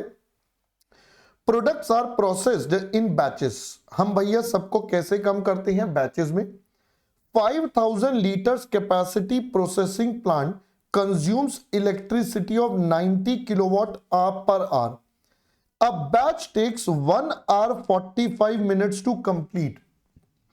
Only symmetric size of products can be processed at a time. इसका मतलब क्या हुआ, इसका मतलब यह हुआ एक बार में या तो लार्ज बना सकते हो या मीडियम या स्मॉल, ऐसा नहीं कर सकते कि लार्ज और मीडियम का कॉम्बिनेशन बना दे, तो एक बार में कोई एक ही कैटेगरी का प्रोडक्ट आप बना पाएंगे। Machine setup takes 15 minutes to get ready for next batch. During the setup power consumption is only 20%। तो आपके रनिंग का अलग हो गया, सेटअप का अलग हो गया। Current price of large medium and small are this this and this respectively. Selling price बता रहा है बेटा, to produce a litre of beverage, 1 litre बनाने के लिए 14 litres of material W and 25 ml of material C are required. बेटा please focus करना, एक जगह बोला लीटर्स और एक जगह बोला ml, दोनों में डिफरेंस आ जाएगा। कॉस्ट 50 पैसा एंड 1000 पर लीटर रिस्पेक्टिवली। आप देख लो बेटा यूनिट्स में आपको एग्जामिनर घुमाने की कोशिश कर रहा है, तो अगर मैं बोलूं तो बेटा I can say this is 0.25 litre for me, ठीक है बेटा, ताकि मेरे को दिमाग में रहे कि भाई ये 0.25 लीटर है, 25 ml है तो इसका मतलब 0.25 लीटर हो गया। 0.25 होगा नहीं सर, 0.025 होगा, सॉरी माय मिस्टेक बेटा, 0.025 होगा, हाँ जी ये 0.025 लीटर के बराबर हो गया। आगे 20 workers are required, workers are paid 880 for 8 hour shift of work. तो 8 घंटे के लिए बेटा इनको इतने देते और 20 वर्कर चाहिए। Average packing cost per bottle is 3, power cost 7 पर kilowatt hour, other variable cost 30,000 पर बैच। अब देखिए जो वेरिएबल कॉस्ट है वो पर बैच वाइज दे दी है, ठीक है, तो इससे क्या होगा अभी बताएंगे आपको बेटा। Fixed cost administration and marketing total बता दिया। होल्डिंग कॉस्ट बोले तो कैरिंग कॉस्ट 1 रुपया पर बॉटल पर एनम, और हमें चाहिए भी होता है पर यूनिट पर एनम, दे भी रखा है पर यूनिट पर एनम, तो अपने लिए सेट है बेटा। मार्केटिंग टीम है served the following demand of the product, तो आपके पास ये डिमांड है जो आ सकती हैं। रिक्वायर्ड टू कैलकुलेट प्रॉफिट और लॉस पर batch and also compute economic batch quantity. तो बेटा क्वेश्चन तो हमारा यहां पर आपका कंप्लीट हो गया। तो आपको एक तो पर बैच वाइज बेटा प्रॉफिट और लॉस बताना है, और दूसरा आपको बेटा EBQ निकालना है। चलिए बेटा स्टार्ट करते हैं। पहले प्रॉफिट और लॉस की बात करते हैं। तो प्रॉफिट और लॉस निकालने का सिंपल तरीका रेवेन्यू माइनस ऑल कॉस्ट। अब यही काम यहां पर हमें आपके साथ बेटा समझ के करना है। तो देखिए बच्चा क्वेश्चन करते हैं। सबसे पहले कुछ बेसिक कैलकुलेशंस। हमें बोला गया था एक बार में दोस्त एक ही प्रोडक्ट बन सकता है, सिमेट्रिक साइज का बन सकता है, तो एक बार में एक ही टाइप का प्रोडक्ट बन सकता है। तो अगर हम बात करें लार्ज बॉटल्स की, तो इसकी क्वांटिटी बेटा 3 लीटर है। 5000 लीटर की हमारी कैपेसिटी है एक बार की, यानी कि एक बार में बेटा ये कितनी बॉटल्स आपकी बन सकती हैं? 5000 डिवाइडेड बाय 3 बन सकती हैं। यही अगर मैं बात करूं मीडियम साइज में, तो बेटा 5000 डिवाइडेड बाय 1.5 और यहां पर 5000 divided by 0.6। So these are the possible bottles. हमने यहां लिखा है भैया डेसिमल्स को हम इग्नोर करके चल रहे हैं सिंपलिसिटी ऑफ कैलकुलेशन के लिए। तो हमने बेटा यहां पर 333, 833 और इतनी बॉटल्स इंडिविजुअल कैटेगरी की बन सकती हैं। ठीक है, अब और कॉस्ट देखते हैं। नंबर ऑफ बैचेस कितने लगेंगे? अब हमें पता है इसकी 3 लाख डिमांड है, 7.5 लाख और 20 लाख। अब बॉटल्स पर बैच कितना है? एक बैच में कितनी बॉटल है बेटा, वो हमने यहां से आइडेंटिफाई कर लिया, एक बैच की बॉटल्स। तो एक बैच में इतनी बन सकती है और हमें टोटल जितनी चाहिए डिवाइड करके हमारे पास नंबर ऑफ बैचेस आ गए। ये देखिए बेटा आपके पास। तो सिंपलिसिटी के लिए कैलकुलेशंस को नॉर्मल रखा गया, डेसिमल्स वगैरह को इग्नोर कर दिया गया है। तो ये आपके पास सबसे पहले number of batches. Sir number of batches क्यों निकाले? बेटा वो इसलिए निकाले क्योंकि बहुत सारी चीजें बैच वाइज चलेंगी, बैच कॉस्टिंग का कॉन्सेप्ट ही तभी आता है। अब एक एक करके सभी कॉस्ट निकालेंगे। तो पहले मटेरियल की बात कर लेते हैं। 14 लीटर ये लगेगा और 0.025 ये लगेगा। ये 50 पैसे का आता है, ये 1000 रुपीज का आता है। तो बेटा देखिए ये आपकी नंबर ऑफ बॉटल्स, इतनी क्वांटिटी बनानी है, तो ये आपका आउटपुट आ गया। पहले तो एक में 14 लीटर लगेगा, so this is the total quantity आ गई। अब मैं अगर इसे 0.50 से मल्टीप्लाई कर दूंगा तो इसकी कॉस्ट आ गई। सिमिलरली दूसरी साइड चलें, ये ml है, इन्होंने बाद में बेटा 1000 से कर दिया, आप सीधा 0.025। तो इन सब को आप मल्टीप्लाई कर देंगे 0.025 से, तो आपके पास ये वाले सारे नंबर आ जाएंगे। सो यू विल हैव 0.025 का कैलकुलेशन। तो अब आपके पास मटेरियल की क्वांटिटी आ चुकी है, प्राइस इनके ऑलरेडी गिवन है, तो इनको रिस्पेक्टिव प्राइस से मल्टीप्लाई करके मटेरियल की कॉस्ट आ जाएगी। फिर लेबर की बात कर लेते हैं। ये नंबर ऑफ बैचेस हमें चाहिए। अब हमें बोला गया एक बैच में कितना समय, 1 आवर 45 मिनट तो प्रोसेसिंग है और 15 मिनट का बेटा आपका क्या है, 15 मिनट का हमारा सेटअप है। तो कुल मिलाकर 2 आवर्स का हमारा बेटा टोटल एक साइकिल बन गया। 1 आवर 45 मिनट काम होगा, 15 मिनट सेटअप में लगेंगे, तो 2 घंटे एक बैच में लगेंगे। सो ये आ गए हमारे बेटा 2 आवर्स आपके पास। 2 आवर्स कैसे आए हैं मैं लिख देता हूं। 1 आवर 45 मिनट्स ये बेटा प्रोसेसिंग के प्लस 15 मिनट सेटअप के, तो ये आपके पास 2 आवर का डेटा रेडी हो गया। ठीक है जी, ओके। तो अगर हम इनके बेस पर चले तो टोटल आवर्स मल्टीप्लाई करके निकाल लिए। अब नंबर ऑफ शिफ्ट कितनी है, एक शिफ्ट में बेटा 8 घंटे काम होगा जो क्वेश्चन ने बोला था। तो आपके पास डिवाइड बाय 8 कर दें, इतने आवर्स चाहिए, एक बार में 8 घंटे काम होगा और 20 वर्कर काम करेंगे, तो ये आपके मैन शिफ्ट आ गई। इतने मैन शिफ्ट के हिसाब से आपकी कॉस्टिंग लगेगी। पावर की बात करते हैं, number of batches, hours required, तो ये बेटा प्रोसेसिंग वाले आवर्स आ गए। इस दौरान आपका जो पावर कंजम्पशन है वो 90 है, तो भाई इन तीनों को मल्टीप्लाई कर देंगे, दिस ये तीनों नंबर मल्टीप्लाई होके पावर कंजम्पशन। फिर आपको बोला था कि भाई अगर हम सेटअप की बात करेंगे तो पहले तो बेटा ये 15 मिनट वाली कैलकुलेशन, ये आपके टोटल आवर्स की रिक्वायरमेंट आ गई। अब इस दौरान जो पावर कंजम्पशन है वो ओरिजिनल का 20% आ जाएगा। तो ये देखिए बेटा 90 का 20% आपका सेटअप का दौरान का आ गया, this is during the setup. तो इनको मल्टीप्लाई करके यू हैव पावर कंजम्पशन का नंबर, राइट। अब पर बैच वाइज चाहिए तो आप नंबर ऑफ बैचेस से डिवाइड कर लो। सिमिलरली बेटा यहां भी हमने नंबर ऑफ बैचेस से डिवाइड कर लिया था। ये पावर कंजम्पशन की कैलकुलेशन। देखो इंस्टीट्यूट जब अपना आंसर देता है नॉर्मली तो हम क्या करते हैं बेटा, इसमें जो दिया हुआ है कि भाई हमें ना सारी वर्किंग डिटेल में दी हुई है, आपको लगता है आप कुछ चीजों को कंसोलिडेट करके कर सकते हो, यू कैन डू दैट। जैसे मटेरियल की कैलकुलेशन में हमने यहां पर कॉस्ट ही निकाला, कॉस्ट हम अलग से निकाल के दिखाएंगे, फिर लेबर की कॉस्ट अलग निकालेंगे। आप चाहो तो बेटा वहीं पर निकाल कर लास्ट में एक एक लाइन में सबको ऐड करके दिखा दो, दैट इज अनदर पॉसिबिलिटी। ठीक है, तो दोनों ही तरीके आपके पास है, जैसे सही लगे वैसे कर सकते हैं। चलिए अब फाइनली बेटा हमारे पास प्रॉफिट और लॉस की कैलकुलेशन आ जाएगी। सो सबसे पहले नंबर ऑफ बॉटल्स आ गया, selling price, so we have our sales value.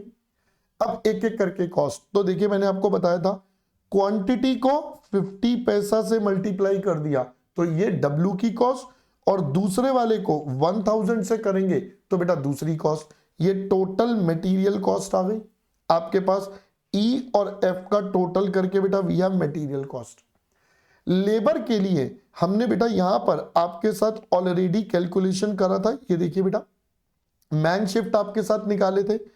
अब लेबर के लिए हमें क्या बोला था, it says 20 workers are required, workers are paid 880 for 8 hours shift of work. 8 घंटे की शिफ्ट के लिए बेटा कितने दे रहे हैं, 880। अब आप देखिए बेटा यहां पर हमारे पास, तो हमारे पास मैन शिफ्ट आ गई और उसको बेटा 880 से मल्टीप्लाई कर दो, क्योंकि रेट आपको 880 का लग रहा है तो ये आपकी लेबर कॉस्ट रेडी हो गई। पैकिंग कॉस्ट के लिए एग्जामिनर ने बोला था पर बॉटल 3 है, तो नंबर ऑफ बॉटल्स हमें पता है, इनको जस्ट 3 रुपए से मल्टीप्लाई करोगे पैकिंग कॉस्ट। फिर आता है पावर कॉस्ट, प्रोसेसिंग के दौरान 7 रुपए का खर्चा, जितने आवर्स लगे इंटू 7, और यहां पर बेटा सेटअप के दौरान भी कॉस्ट सेम है बट यूजेज का फर्क है, जो हमने पहले ही एकोमोडेट कर दिया। यहां हमने 90 लिया था, उसका यहां पर बेटा 18 ले लिया, तो ऑटोमेटिकली बेटा एकोमोडेट हो गया, यानी कि ये हमारे सेटअप दोनों आ गए। This is our total power cost. Other variable cost, number of batches और 30,000 रुपए पर बैच, तो बेटा ये टोटल वेरिएबल कॉस्ट भी आ गई आपके पास। देन प्रॉफिट और लॉस आपका कैसे निकल जाएगा, भाई ये बिफोर फिक्स कॉस्ट है तो आप इसे कंट्रीब्यूशन भी बोल सकते हो। लास्ट में फिक्स कॉस्ट टोटल गिवन है तो ये हमारे पास बेटा प्रॉफिट आ गया। ठीक है जी, ये फाइनली बेटा क्या आ जाएगा, हमारा प्रॉफिट या लॉस आ जाएगा। फाइनल नंबर कॉस्ट लिखा है, कॉस्ट नहीं आएगा बेटा प्रॉफिट आएगा। ठीक है जी, आई होप पहले यहां तक क्लियर हो गया। अब यहां पर बस एक ही पॉइंट था बेटा, सारे डेटा को बहुत ज्यादा फैला के दिया हुआ था जिसको हमें कंसोलिडेट करना था, that was the only thing. ठीक है बेटा, चलिए अगला है हमारा इकोनॉमिक बैच क्वांटिटी। अब देखिए बेटा इसके लिए हमें क्या क्या चाहिए, एक तो रिक्वायरमेंट चाहिए, कॉस्ट पर सेटअप और कैरिंग कॉस्ट। अब देखिए बेटा अगर हम बात करें एनुअल डिमांड तो ये तो हमें क्वेश्चन में गिवन है, दिमाग ही नहीं लगाना। मेन इसके अंदर है बेटा ये सेटअप कॉस्ट निकालना, कॉस्ट पर सेटअप।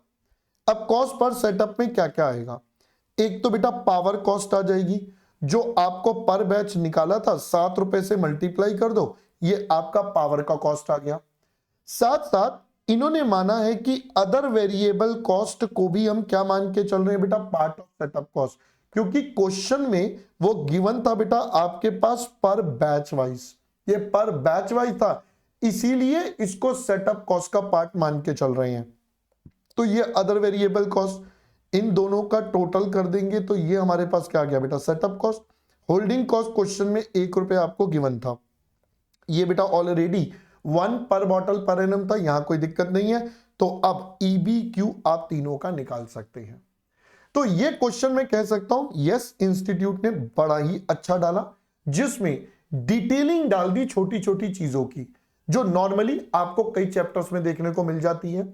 अब जो बच्चे इसको ध्यान से पढ़ेंगे, अब इसके अंदर प्रॉब्लम सिर्फ एक होती है कि बच्चा क्वेश्चन पढ़ते पढ़ते क्या हो जाएगा, गुम हो जाएगा कि यार डेटा में गड़बड़ हो गई है। सो बस उस बात का ध्यान रखना है, otherwise it is the normal question जो हम नॉर्मली आपके साथ करते हैं। गॉट इट दोस्तों? चलिए बढ़ते हैं दोस्तों और आगे। अगला क्वेश्चन है बेटा प्रोसेस कॉस्टिंग, बिल्कुल सिमिलर है क्वेश्चन नंबर 14 की तरह बुक का। एक नॉर्मल सा बेटा क्वेश्चन है आपका WIP वाला। Following data are available in respect of process 1 for January. Opening stock 600 units का कॉस्ट बता दिया, डिग्री ऑफ कंप्लीशन बता दिया, input at a total cost of इतना फॉर इतना यूनिट्स, वेजेस, ओवरहेड्स, स्क्रैप 200 का है, इसका बेटा DOC बता दिया, क्लोजिंग WIP और उसका DOC, 8900 completed and transfer to the next process, normal loss 4% of total input बता भी रहा है, opening plus input in, scrap 6 rupees का है, required to prepare using FIFO method statement of equivalent production. तो बेटा हमें तो इक्विवेलेंट प्रोडक्शन बनाना है, बताओ जी बना सकते हो? फटाफट से यहीं पर बना दें आपके लिए। चलो मैं यहीं पर आपके लिए इसको छोटे से स्टेटमेंट में बनाता हूं। तो पहले बेटा एक कॉलम हमारे पास आता था इनपुट का, मैं इनपुट आउटपुट बना रहा हूं मेनली। तो इनपुट में ओपनिंग WIP बेटा हमारे पास है 600 यूनिट्स का, फिर आपने इनपुट लगा दिया बेटा कितने का, 9200 का, तो ये हमारा टोटल बन गया बेटा कितना, 9800 का।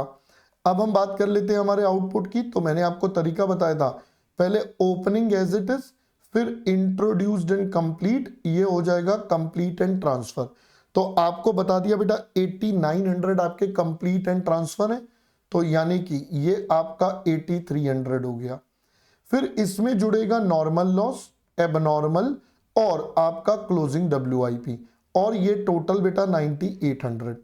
सर हमारा क्लोजिंग WIP है 700 यूनिट्स का, ठीक है। अब पहले बात करते हैं नॉर्मल लॉस की। आपको बोला गया 4%, तो बेटा नॉर्मल लॉस कैसे निकल जाएगा अगर मैं देखूं, तो ये हो जाएगा 9800 का 4%।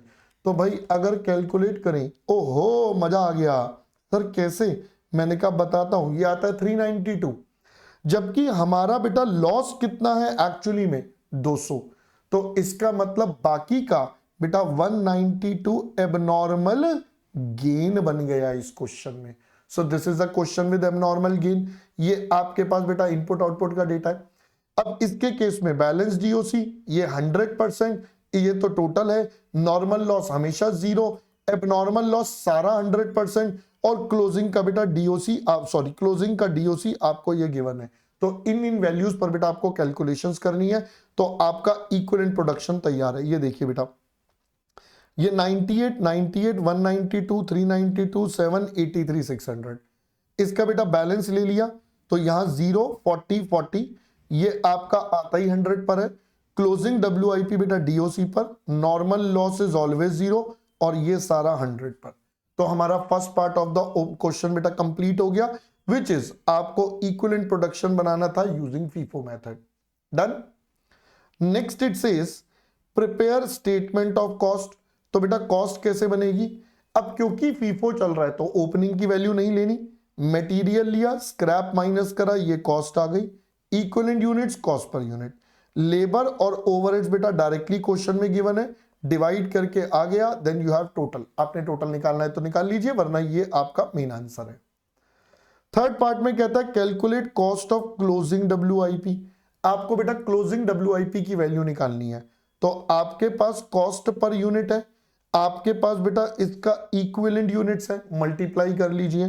तो ये देखिए बेटा कॉस्ट ऑफ क्लोजिंग WIP ये रहा बेटा 700 का, 706 रुपए, 490 और 490, you have the value. Last it says cost of unit to be transfer to the next process. अब नेक्स्ट प्रोसेस में बेटा दो तरीके के यूनिट्स ट्रांसफर होंगे, एक ये 600 वाले, 83 वाले। तो 600 वाले में 240 करंट का, प्लस इसमें पिछला वाला जोड़ेंगे, और बाकी ये सारे 100% है, तो इनका तो करंट वाले के हिसाब से multiplying, so that would become the value. देखिए बेटा ओपनिंग WIP का पहले ओपनिंग वाला नंबर ले लिया, फिर मटेरियल 0 था, 240 बेटा ये 40% वाला बैलेंस, तो ये इसकी कॉस्ट आ गई, यानी कि ये दोनों ओपनिंग WIP की कॉस्ट 8300 100% पर है, सीधा NC से करा, this becomes the total cost. ये बेटा वही है जो हम आपको एक चेक करने के लिए कैलकुलेशन बताते थे, वही इंस्टीट्यूट ने मेन आंसर में पूछ लिया। So that was a simple process costing question, got it. चलिए let's move on to the next one, service costing.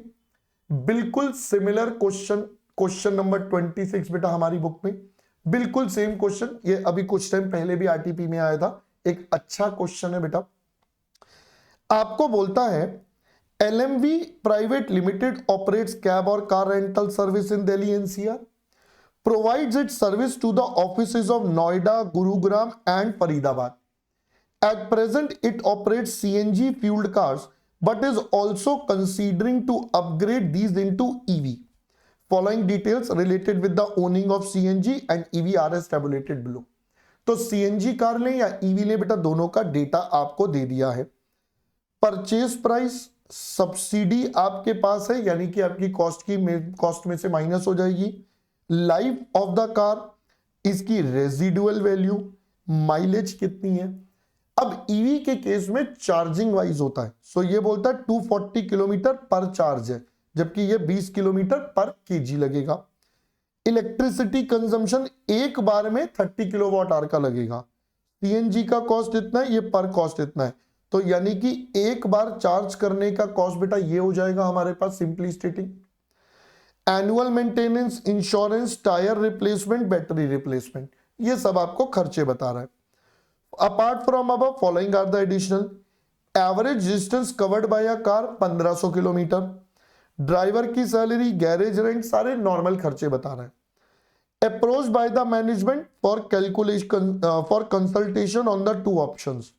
Calculate operating cost of vehicle per month. बेटा मैंने आपको बार बार बोला है, क्वेश्चन की रिक्वायरमेंट पे फोकस करना है। Operating cost of vehicle per month per car for both CNG and EV options.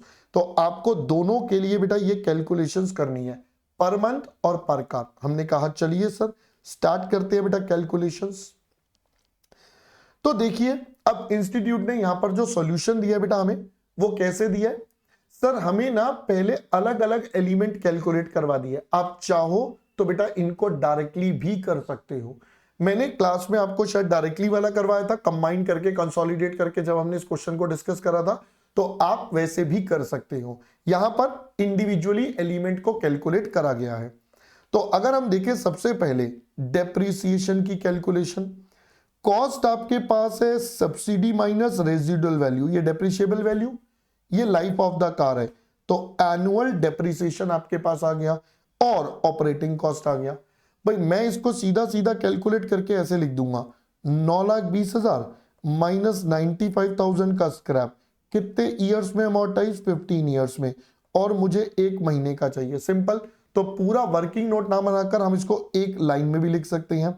यहां पर 1520 एक बेटा सब्सिडी मिल गई और डेप्रिशिएबल वैल्यू, फिर यहां पर 10 साल और 1 महीने का। तो आप डायरेक्टली ऐसे भी इसको कैलकुलेट कर सकते हैं बिना टेबल बनाए। Got it. चलिए आगे बढ़ते हैं।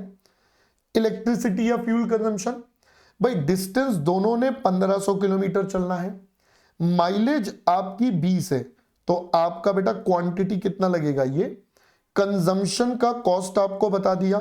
तो आप अगर इसको शॉर्ट में करना चाहते हैं तो बेटा मैं इसको शॉर्ट में कैसे करूंगा सर, 1500 किलोमीटर चलेंगे और 1 किलोमीटर में 20 किलो लगेगा, तो यानी कि इतने केजी गैस लगेगा और गैस का कॉस्ट है बेटा 60, तो ये आपका बेटा सीधा सीधा कैलकुलेशन आ जाएगा।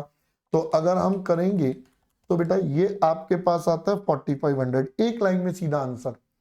ऐसे ईवी कार का आपके पास 1500 किलोमीटर चलेंगे, 240 बेटा एक चार्ज में चलेगा, तो इतनी बार चार्ज करना पड़ेगा। चार्ज करने की कॉस्ट वो हमने पहले ही देख ली थी, 30 इंटू 7.6, तो 30 into 7.6, this becomes the value. तो 1500 240 37.6 बेटा ये आ गया 1425। देखिए एक लाइन में भी आपके पूरा वर्किंग नोट बना सकते हैं instead of preparing the entire thing. ठीक है बच्चा। अब आते हैं टायर की रिप्लेसमेंट की बात करी थी, ये एनुअल मेंटेनेंस और इंश्योरेंस तो डायरेक्टली हो जाएंगे। टायर रिप्लेसमेंट हर 5 साल बाद 16,000 है। तो बेटा यानी कि अब अगर हम यहां पर बात करें, हमारी गाड़ी की लाइफ कितनी है बेटा 15, 5 साल बाद 16,000 लगेगा, तो यानी कि 3 बार टायर रिप्लेस होंगे, तो 16,000 इंटू 3 ये हमारी बेटा टोटल कॉस्ट आ जाएगी। ये देखिए ये 15 है तो 5 साल बार है। अच्छा हाँ 2 बार होगा, कैसे सर? बेटा अभी तो नए टायर लगे हुए, तो टायर रिप्लेस कब होंगे? एक 5th ईयर पर और एक 10th ईयर पर। जब life of the car complete होगा तो हम गाड़ी के टायर थोड़ी बदलेंगे, फिर तो स्क्रैप ही कर देंगे भाई। तो यानी कि टायर कितनी बार बदले जाएंगे? जस्ट 2 बार। ठीक है, ये एक इंपॉर्टेंट पॉइंट। टायर बेटा सिर्फ 2 बार बदलेंगे। फिर से बता रहा हूं, आज गाड़ी खरीदी 5 साल टायर चलेंगे तो 5th ईयर के एंड पर बदलेंगे, फिर 5 साल और चलेंगे 10th ईयर के एंड पर बदलेंगे, फिर तो बेटा गाड़ी की एंड ऑफ द लाइफ आ जाएगी 15, तो तब टायर बदल के थोड़ी स्क्रैप करेंगे, उसके बिना ही स्क्रैप कर देंगे। तो इसका मतलब it will be only 2 times जो आपका टायर बदले जाएंगे। सिमिलरली बेटा ईवी कार के केस में चले तो आपको बोला था यहां पर भी 5 साल होंगे बट इसकी लाइफ 10 साल है। तो आज शुरू हुआ, 5 साल बाद टायर बदले, फिर 10 साल आ गए, लाइफ खत्म, यानी कि एक बार टायर बदला। तो बेटा यहां पर आपका एक बार टायर बदला, तो यहां पर टोटल कॉस्ट है 32 और 16। ये बेटा एक साल की निकाल ली इनकी लाइफ से डिवाइड करके, और यू हैव पर मंथ का कॉस्ट। ठीक है बच्चा, शॉर्ट में करना है तो सिंपल है, 16,000 इंटू 2, पूरी लाइफ में बेटा इतने, ये लाइफ हो गई और हमें एक महीने का चाहिए, तो आप कर लीजिए 32, 15 और 12, तो आपके पास 177 का आंसर आ जाएगा। यहां पर इस वर्किंग नोट की जगह अगर आपको शॉर्ट करना है तो 16,000 एक ही बार खर्चा होगा 10 साल में और एक महीने का, दैट्स ऑल। ऐसे ही बेटा बैटरी की बात कर लेते हैं। बैटरी बदलनी है आफ्टर 8 ईयर्स, तो दोनों में बेटा एक ही बार बदली जाएगी बैटरी। भाई पहले 8 साल तक चलेगी, फिर बदली, फिर उसके बाद एक 10 साल के बाद खत्म है, एक 15 साल के बाद, तो एक ही बार बदली जाएगी बैटरी। तो बैटरी की कॉस्ट कितनी है सर? यहां पर बैटरी की कॉस्ट है 12 और 540, तो भाई यहां पर 12,000 का खर्चा पूरी लाइफ के लिए और एक महीने के लिए, 5,40,000 का खर्चा पूरी लाइफ के लिए एक महीने के लिए। So that would become the short calculation बेटा दोनों के लिए। तो आप चाहो तो वर्किंग नोट बना लो, चाहो ऐसे शॉर्ट कैलकुलेशन कर लो, एज यू विश, दोनों में से कैसे भी कर सकते हैं। फाइनली बेटा ऑपरेटिंग कॉस्ट, ये रनिंग कॉस्ट हमारी फ्यूल पावर की जो हमने ऊपर से निकाली, फिर maintenance cost divided by 12, insurance हो गया, टायर और बैटरी, फिक्स कॉस्ट में डेप्रिसिएशन, ड्राइवर, गैरेज और एसएनडी, ये आपका बेटा दोनों का ऑपरेटिंग कॉस्ट आ गया। हमसे सिर्फ ऑपरेटिंग कॉस्ट पूछा था, निकाल दिया, गॉट इट। सारी वर्किंग बेटा पहले ही बता चुका हूं, और मैंने तो आपको बोला सिर्फ ये स्टेटमेंट बनाओ, ब्रैकेट में कैलकुलेशन लिख दो, वर्किंग नोट नहीं बनाओगे तो भी चल जाएगा, बिल्कुल बढ़िया तरीके से काम करेगा। आई होप दोस्तों पहले यहां तक का सारा मैटर अब आपको समझ में आ चुका है, यहां तक अब आपको कोई दिक्कत नहीं होनी चाहिए। तो दोस्तों अब हम चलते हैं हमारे नेक्स्ट क्वेश्चन पर, and the next topic is standard costing. Sir आपने इसमें भी नंबर नहीं लिखा, तो बेटा इसमें नंबर ना लिखने का कारण है कि सेम क्वेश्चन हमारे पास हमारी बुक में नहीं था, बट ये एक बहुत ही बेसिक क्वेश्चन है हमारे मटेरियल वेरिएंस का। तो अगर मैं कहूं इसके जैसा क्वेश्चन क्लास में हुआ था, यस, इसी टाइप के कई क्वेश्चंस हमने क्लास में करे हैं, बस यहां पर एग्जामिनर ने क्या करा बेटा, डेटा इस तरीके से प्रेजेंट करा है कि कई बार बच्चा इसको पढ़ के क्या कहेगा, अरे भाई साहब ये तो नया क्वेश्चन आ गया है ना। तो बस that is the only thing you need to focus, इसलिए मैंने इस पे कोई नंबर नहीं डाला, क्योंकि इसकी language is bit different. But मैं बता दूं ये क्वेश्चन बहुत बहुत बहुत आसान है मेरे दोस्त, ठीक है। चलिए आइए मैं करके दिखाता हूं तो आपको यकीन हो जाएगा कितना आसान है, ठीक है बेटा। कहता है EML operates in coal mining through open cast mining method, explosive and detonators are used for excavation of coal from the mines. Following are the details of standard quantity of explosive material. तो आपको बताया एक आपके पास SME है और एक आपके पास क्या है बेटा, डेटोनेटर्स है। हमने कहा ठीक है, ये स्टैंडर्ड क्वांटिटी आयरन ओर के लिए कितना चाहिए और ओबी करके एक प्रोडक्ट हो गया, दोनों का बता दिया। Standard stripping ratio is 3:1, 3 cubic meter of overburden soil to be removed to get 1 ton of coal। तो कुछ रेशो बता रहा है, 1:3 का आपका रेशो चलेगा। During the month of December company produces 20,000 tons of coal and 58,000 cubic metre of OB. तो ये आपकी एक्चुअल फिनिश गुड्स की क्वांटिटी बता दी बेटा, कितना फिनिश गुड्स चाहिए। अब ये फिनिश गुड्स बनाना है और रॉ मटेरियल बेटा ये रहे दो। अब ये आपको बता रहा है quantity of exclusive material used and paid, तो भाई दो ये आपके एक्चुअल हो गए। तो ये वाला डेटा बेटा हमारा एक्चुअल डेटा हो गया। अब इनसे हम अपना रेट निकाल सकते हैं, क्वांटिटी पता है, अमाउंट पता है, रेट आ जाएगा। Explosive suppliers are paid for the explosive material on the basis of performance which is termed as a powder factor. One of the suppliers presented their bill for explosive supplied for the month of December. You are being a bill passing officer required to compute the material price variance, quantity variance and cost variance. बेटा फालतू की कहानी बनाकर आपको गोल गोल घुमाने की कोशिश करी जाएगी। करवा दूं अब ये सॉल्यूशन इसका, एकदम टुच्चा वाला करवा दूं? चलो सर करवा दो आप। तो बेटा मैं थोड़ी जगह ढूंढ रहा हूं, बस मैं यहां पर आपके लिए अपनी टेबल बना देता हूं, ठीक है बच्चा। तो हमने आपके साथ पढ़ा था एक कॉलम बन जाएगा पर्टिकुलर्स, फिर हमारे पास बनेगा बेटा स्टैंडर्ड, इसके अंदर क्वांटिटी, रेट और अमाउंट, फिर हमारे पास आ जाएगा एक्चुअल, उसके अंदर भी बेटा क्वांटिटी, रेट और amount. This is what we have to finalise, है ना, यही हमें बेटा क्लोज करना है बस अब। तो मैं इसको यहां पर अब आपके साथ बना देता हूं। हमें और कोई वेरिएंस निकालने नहीं, तो मिक्स यील्ड वगैरह निकालना नहीं, तो आगे कुछ करने की जरूरत है नहीं, ठीक है। अब हमारे पास डेटा क्या क्या गिवन है वो इंपॉर्टेंट है, कैसे कैसे निकालना है, ठीक है बेटा। अब ध्यान से देखिएगा बेटा, यहां दो फिनिश्ड गुड्स है और दो रॉ मटेरियल है, एसएमई और डेटोनेटर्स। तो हमें जो मेन कैलकुलेशन करनी है वो इन दोनों के लिए करनी है। तो यहां पर स्टैंडर्ड निकालने के लिए दो चीजों को कंबाइंड करना पड़ेगा। तो पहला पॉइंट तो इसके अंदर यही आता है।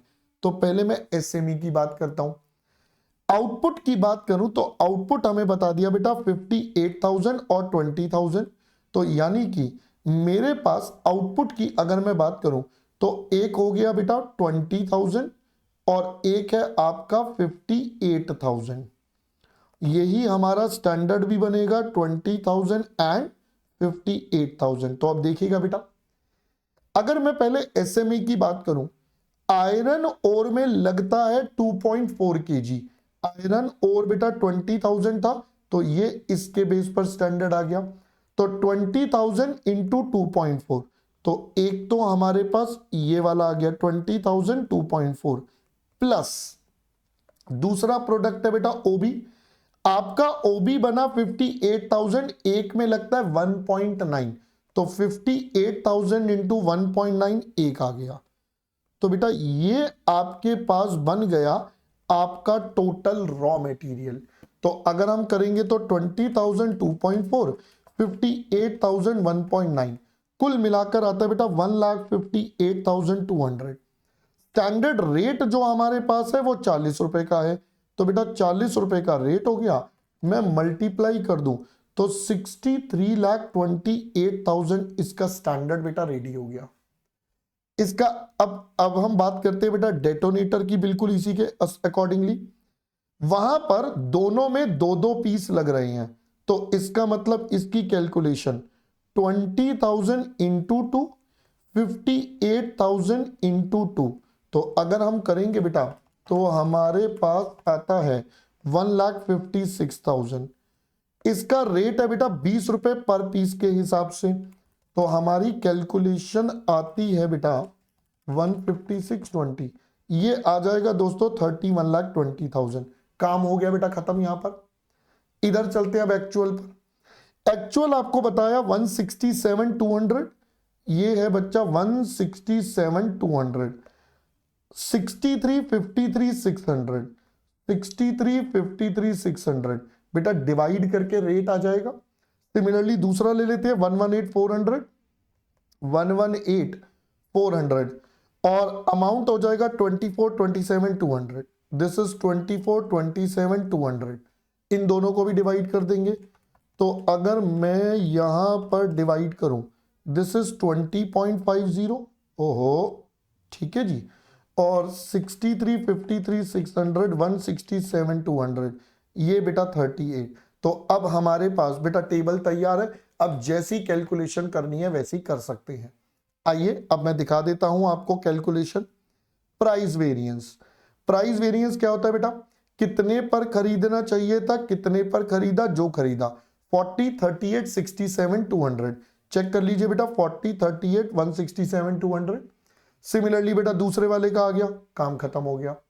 फिर आता है क्वांटिटी वेरिएंस, कितना यूज करना चाहिए था वर्सेस कितना यूज करा। 158, 200, 167। प्राइस की जिम्मेदारी नहीं है 40, तो 158, 200, 167, 200 और प्राइस की जिम्मेदारी नहीं है। सेम बेटा डेटोनेटर का हो जाएगा। और मटेरियल कॉस्ट वेरिएंस आपके पास हो गया बेटा, ये रहा 40 इंटू 158 जो हमने आपके लिए निकाला है।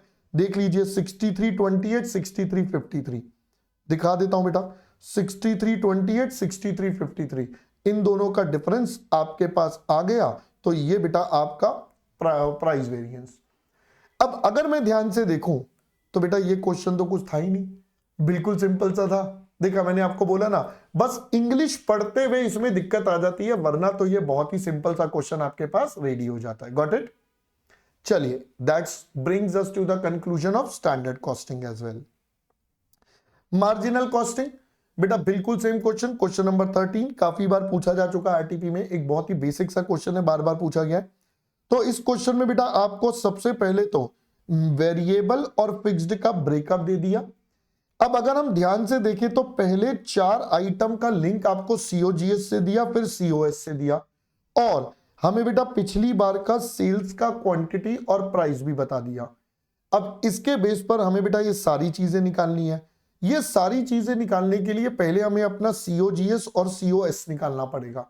इसके लिए बेटा अब हम यहां पर देख लेते हैं। तो सीओजीएस क्या होता है?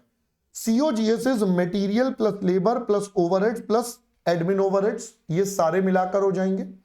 अब क्योंकि यहां पर एडमिन ओवरहेड सीओजीएस के बेस पर है, तो अगर हम कहें, ये ध्यान से देखिएगा, ये सबका टोटल कर दे तो सीओजीएस, तो यही बेटा हमने यहां पर लिखा। सीओजीएस क्या हो जाएगा?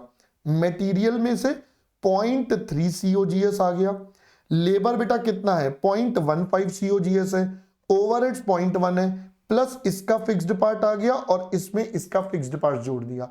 बेटा ये मटेरियल माइनस नहीं है, ये बस लिखा हुआ है मटेरियल 0.3 सीओजीएस है। तो अब आप देखिए 0.3, 0.15, 0.1 और 0.02, ये सारे मिलाकर बन गया 0.57, और फिक्स्ड कॉस्ट 230 और 71 मिलाकर बन गया 301, और इधर सीओजीएस चल रहा है, तो सीओजीएस का नंबर हमारे पास रेडी हो गया। अब सीओजीएस मिल गया तो बेटा सीओएस निकाल सकते हैं, वो हो जाएगा सीओजीएस प्लस एसएनडी, ये हमें क्वेश्चन में गिवन है। ये देखिए बेटा 4% प्लस 68,000, तो ये आपका 4% कॉस्ट ऑफ सेल्स है, 68,000 है, ये बेटा एज इट इज जोड़ दिया, और ये 7 लाख आपके पास है। So we have now COS. अब मेरे पास सीओएस आ गया और सीओजीएस आ गया। अब मेरे को जब ये नंबर पता है तो मैं वैल्यू डाल के बेटा अपना फिक्स्ड और वेरिएबल की कैलकुलेशन अलग अलग कर सकता हूं। तो ये हमारी बेटा फिक्स्ड कॉस्ट आ गई सबका टोटल करके, और ये हमारी सारी की सारी वेरिएबल कॉस्ट भी आ गई। अब सेल्स वैल्यू हमें क्वेश्चन में गिवन है, वीसी पता है, तो बेटा we can find out our PV ratio. सबसे पहले contribution by sales, so it is coming out. अब जो जो क्वेश्चन ने पूछा निकाल दो, दैट्स ऑल बेटा, क्वेश्चन खत्म हो गया। मेन इसमें यही था कि सीओजीएस और सीओएस को कैसे हैंडल करना है। पहले ब्रेक इवन इन रुपीज और प्रॉफिट, तो ब्रेक इवन बेटा क्या हो जाएगा, FC by PV ratio, profit contribution minus fixed cost, sales minus VC minus FC, तो ये आपके पास नंबर आ गया। Margin of safety in percentage, ये कैसे निकलेगा, MOS divided by sales into 100 हो जाएगा। सिंपल बेटा, ये आपका क्या हो जाए, एफसी बाय पीवी, ये क्या होता है बेटा, कंट्रीब्यूशन माइनस एफसी, ये क्या हो जाएगा, MOS divided by sales into 100, या आप बोल सकते हो आपके पास क्या बन जाएगा बेटा, sales minus break even sales divided by sales into 100, या आप 100 माइनस ब्रेक इवन सेल्स का परसेंटेज भी कर सकते हो। Profit sales were 10% less than actual sales, तो अगेन आपका बेटा क्या निकल जाएगा, सेल्स इंटू 90% कर देना minus VC minus FC, simple. और वीसी भी बेटा 10% कम हो जाएगा क्योंकि हम ये मानेंगे क्वांटिटी की वजह से है। तो आप इसको शॉर्ट में बेटा ऐसे कर सकते हो, कंट्रीब्यूशन का सीधा कर देना 90% और माइनस एफसी, आपके पास प्रॉफिट आ जाएगा। देख लीजिए बेटा, margin of safety sales minus break even upon sales, ये आ गया 25। प्रॉफिट तो 90% of contribution that is sales minus VC और fix cost as it is, आपके पास बेटा प्रॉफिट। That's all. बोला था बेटा बहुत सिंपल सा क्वेश्चन है, क्लास का करा हुआ क्वेश्चन है, नथिंग न्यू। आते हैं बेटा budget and budgetary control. Again this is a question which has already been discussed. ये भी बेटा हमारी बुक का ही क्वेश्चन है, क्वेश्चन नंबर 21 है बेटा, अगर मैं बुक के हिसाब से चलूं तो एब्सोल्युटली सेम। आपको बोला, क्या बोला है क्वेश्चन ने, आइए पढ़ लेते हैं। M limited is a public sector undertaking, produces a product A, company is in process of preparing its revenue budget for the year. Company has the following information which can be useful in preparing the budget. Anticipated 12% growth in sales for the year of 4,20,000 ton, तो 12% बेटा growth हो जाएगी। Sale price of 23,000 per ton increased by 10% provided WPI increases by 5%।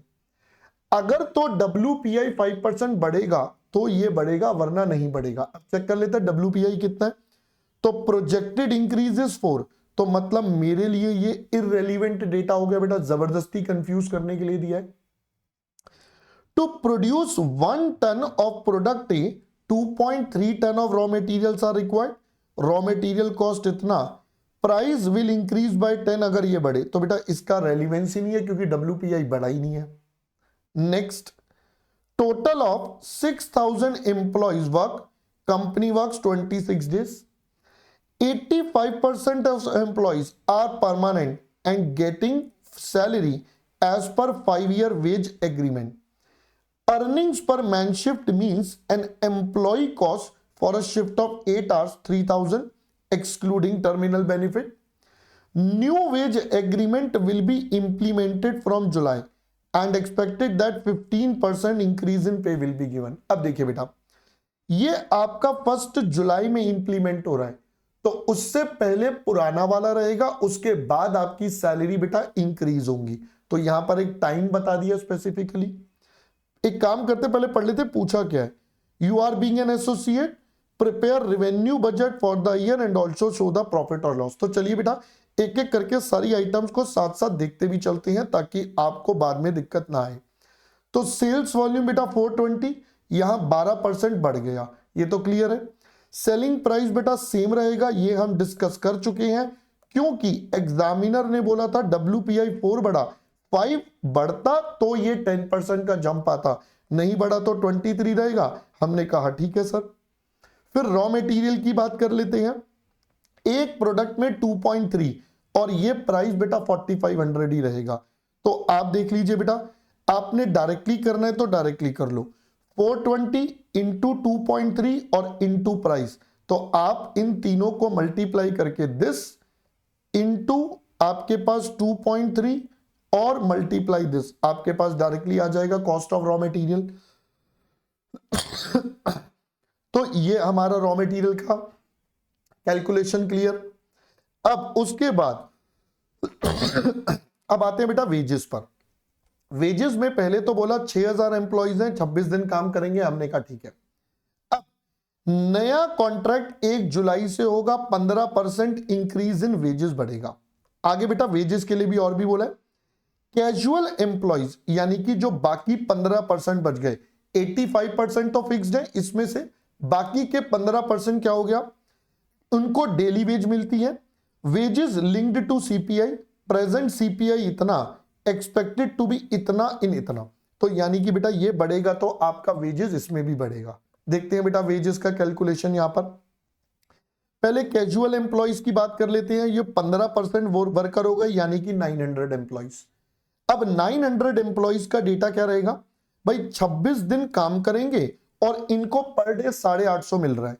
तो अभी क्या हो रहा है, ये 90 है, 26 दिन काम करते हैं 1 साल के, और पर डे बेटा 850। फ्यूचर में क्या हो जाएगा, 926 12, ये प्राइस बढ़ जाएगा। कैसे बढ़ गया बेटा ये प्राइस, तो हम कहेंगे अभी 165.17 का सीपीआई है, यानी कि 850 इज फॉर 165.17, ठीक है जी। और ये फ्यूचर में बढ़ के आपका 173.59 हो जाएगा, तो ये आपके पास नया वाला प्राइस आ जाएगा। तो 850, 165.17, 173.59, तो ये आपका 893.33 बेटा रेडी हो गया। अब बात करते हैं जो परमानेंट एम्प्लॉइज हो गए 85% वाले, तो एट प्रेजेंट तो ये भी 26 दिन काम करेंगे 12, और इनका जो सैलरी का पार्ट है बेटा वो कितना है, इनका बेटा 3000 है। इनका सैलरी कितना था, 3000, ये आपको बेटा यहां पर बताया था 3000 रुपए। अब अगर हम इनकी बात करें अब आने वाले समय में, तो जुलाई से 15% बढ़ेगा, तो बेटा यानी कि पहले जनवरी से लेकर 6 महीने तो 3000 रहेगा, फिर अगले वाले 6 महीने ये बढ़ गया बेटा, कैसे बढ़ गया, 3000 में आपने 15% जोड़ दिया, तो ये 3450 बन गया। इन दोनों को मिला दें तो ये हमारा टोटल वेजेस एंड सैलरी का नंबर आ गया, ठीक है सर। अगला है बच्चा हमारे पास पावर कॉस्ट। क्या बोलता है पावर के लिए, power cost for the year is इतना, for 7 lakh units 60% of power is for production directly related to volume and remaining are for this. तो बेटा पावर के दो पार्ट्स हो जाएंगे, जो 60% है वो क्वांटिटी के हिसाब से चेंज हो जाएगा, बाकी आपका फिक्स रहेगा। तो लीजिए बेटा पावर, तो पहले तो 60% आपके ये बनते हैं, ये बेटा 12% बढ़ जाएंगे क्योंकि क्वांटिटी 12% बढ़ी थी, बाकी के जो है 40% वो आपके कांस्टेंट रहेंगे। अब आप इनको पर यूनिट के रेट से मल्टीप्लाई कर देंगे तो आपका पावर का कॉस्ट निकल कर आ जाएगा। So this is your power का कॉस्ट जो हमारे सामने आ गया। Next, during the year company has paid 60 lakh for safety and maintenance, amount will increase in proportion to volume, यानी कि ये बेटा 12% बढ़ जाएगा, तो अभी 60 है 12% बढ़ गया, सिंपल, इसमें तो कोई ज्यादा दिमाग लगाना ही नहीं है। अगला, during the year company has paid 1,20,000 for purchase of diesel to be used in hire card, for this cost of diesel increase by 15, तो बेटा 120 विल इंक्रीज बाय 15%, ये आपका नया डीजल का कॉस्ट आ गया। ये देखिए बेटा फ्यूल था पहले कितना, कार, एक मिनट रुक जाइए, 6 लाख फॉर सेफ्टी एंड, अच्छा ये तो हो गया, 1,20,000 रुपए था जो अब बढ़ गया, तो देखिए बेटा डीजल कॉस्ट यहां पर 1,20,000 रुपए है जो अभी है, ठीक है। अब इसके बाद क्या बोला, 15% एक तो बढ़ जाएगा, और नीचे कुछ और भी बातें बोल रहे डीजल के लिए, वो भी देख लेते हैं। अब पहले तो बेटा ये देखिए डीजल हमारा 115% बढ़कर बेटा 1.38 हो गया। अब उसके आगे क्या बोला, company paid 6 lakh for car hire charges excluding fuel, तो डीजल हमने अलग से ले लिया। In the year company has decided to reimburse diesel cost to the car rental, doing this 5% GST on RCM basis on which company will not get GST input credit. तो बेटा company को input नहीं मिल रहा, company की cost बन जाएगी, तो बेटा जो 5% है जीएसटी का बेटा वो भी हमारे पास क्या आ जाएगा, वैल्यू आ जाएगी। तो एक तो कार हायर चार्जेस आ गए, साथ साथ अब इसका बेटा रीइंबर्समेंट भी आ जाएगा, और ये अब हमें इनपुट नहीं मिल रहा तो हमारी कॉस्ट का पार्ट है, तो इसलिए ये भी कॉस्ट आ जाएगा जीएसटी। पुराने वाले ईयर में था नहीं, नए वाले में होगा, उसमें इंक्लूड कर दिया। Okay sir, depreciation on FA is इतना, इट विल बी 15% लोअर, तो भाई 15% अब की बार माइनस हो जाएगा, तो टेक्निकली इट विल बिकम 85%। तो यहां पर आपके पास आ गई टोटल कॉस्ट, रेवेन्यू आपके पास है, so you have finally profit और लॉस। अब आपको ये क्वेश्चन भी समझ में आ गया, बहुत सिंपल है, थोड़ा सा बस ध्यान से पढ़ना था, बाकी तो जनरल पॉइंट्स है, राइट। तो this brings us to the end of budget and budgetary control. आते हैं दोस्तों आगे। अब दोस्तों आगे हमारे पास है miscellaneous, that is theory questions, ठीक है। Is reconciliation of cost accounts and financial accounts necessary in case of integrated system? Explain. बताइए बेटा, क्या इंटीग्रेटेड में ये जरूरी होता है? तो आंसर इज नो। ये यूज कब होता है बेटा? नॉन इंटीग्रेटेड में, जहां दो अलग अलग बनते हैं। तो यही बात बेटा आपको लिखनी है। तो यहां पर आपको बेटा यही पॉइंट्स लिखने हैं। Discuss the impact of information technology in cost accounting. तो ये हमारे चैप्टर 1 का है, डिजिटल अकाउंटिंग या डिजिटल वाला जो कॉन्सेप्ट है जो हमारे पास जुड़ा है, उससे रिलेटेड पॉइंट्स आ गए।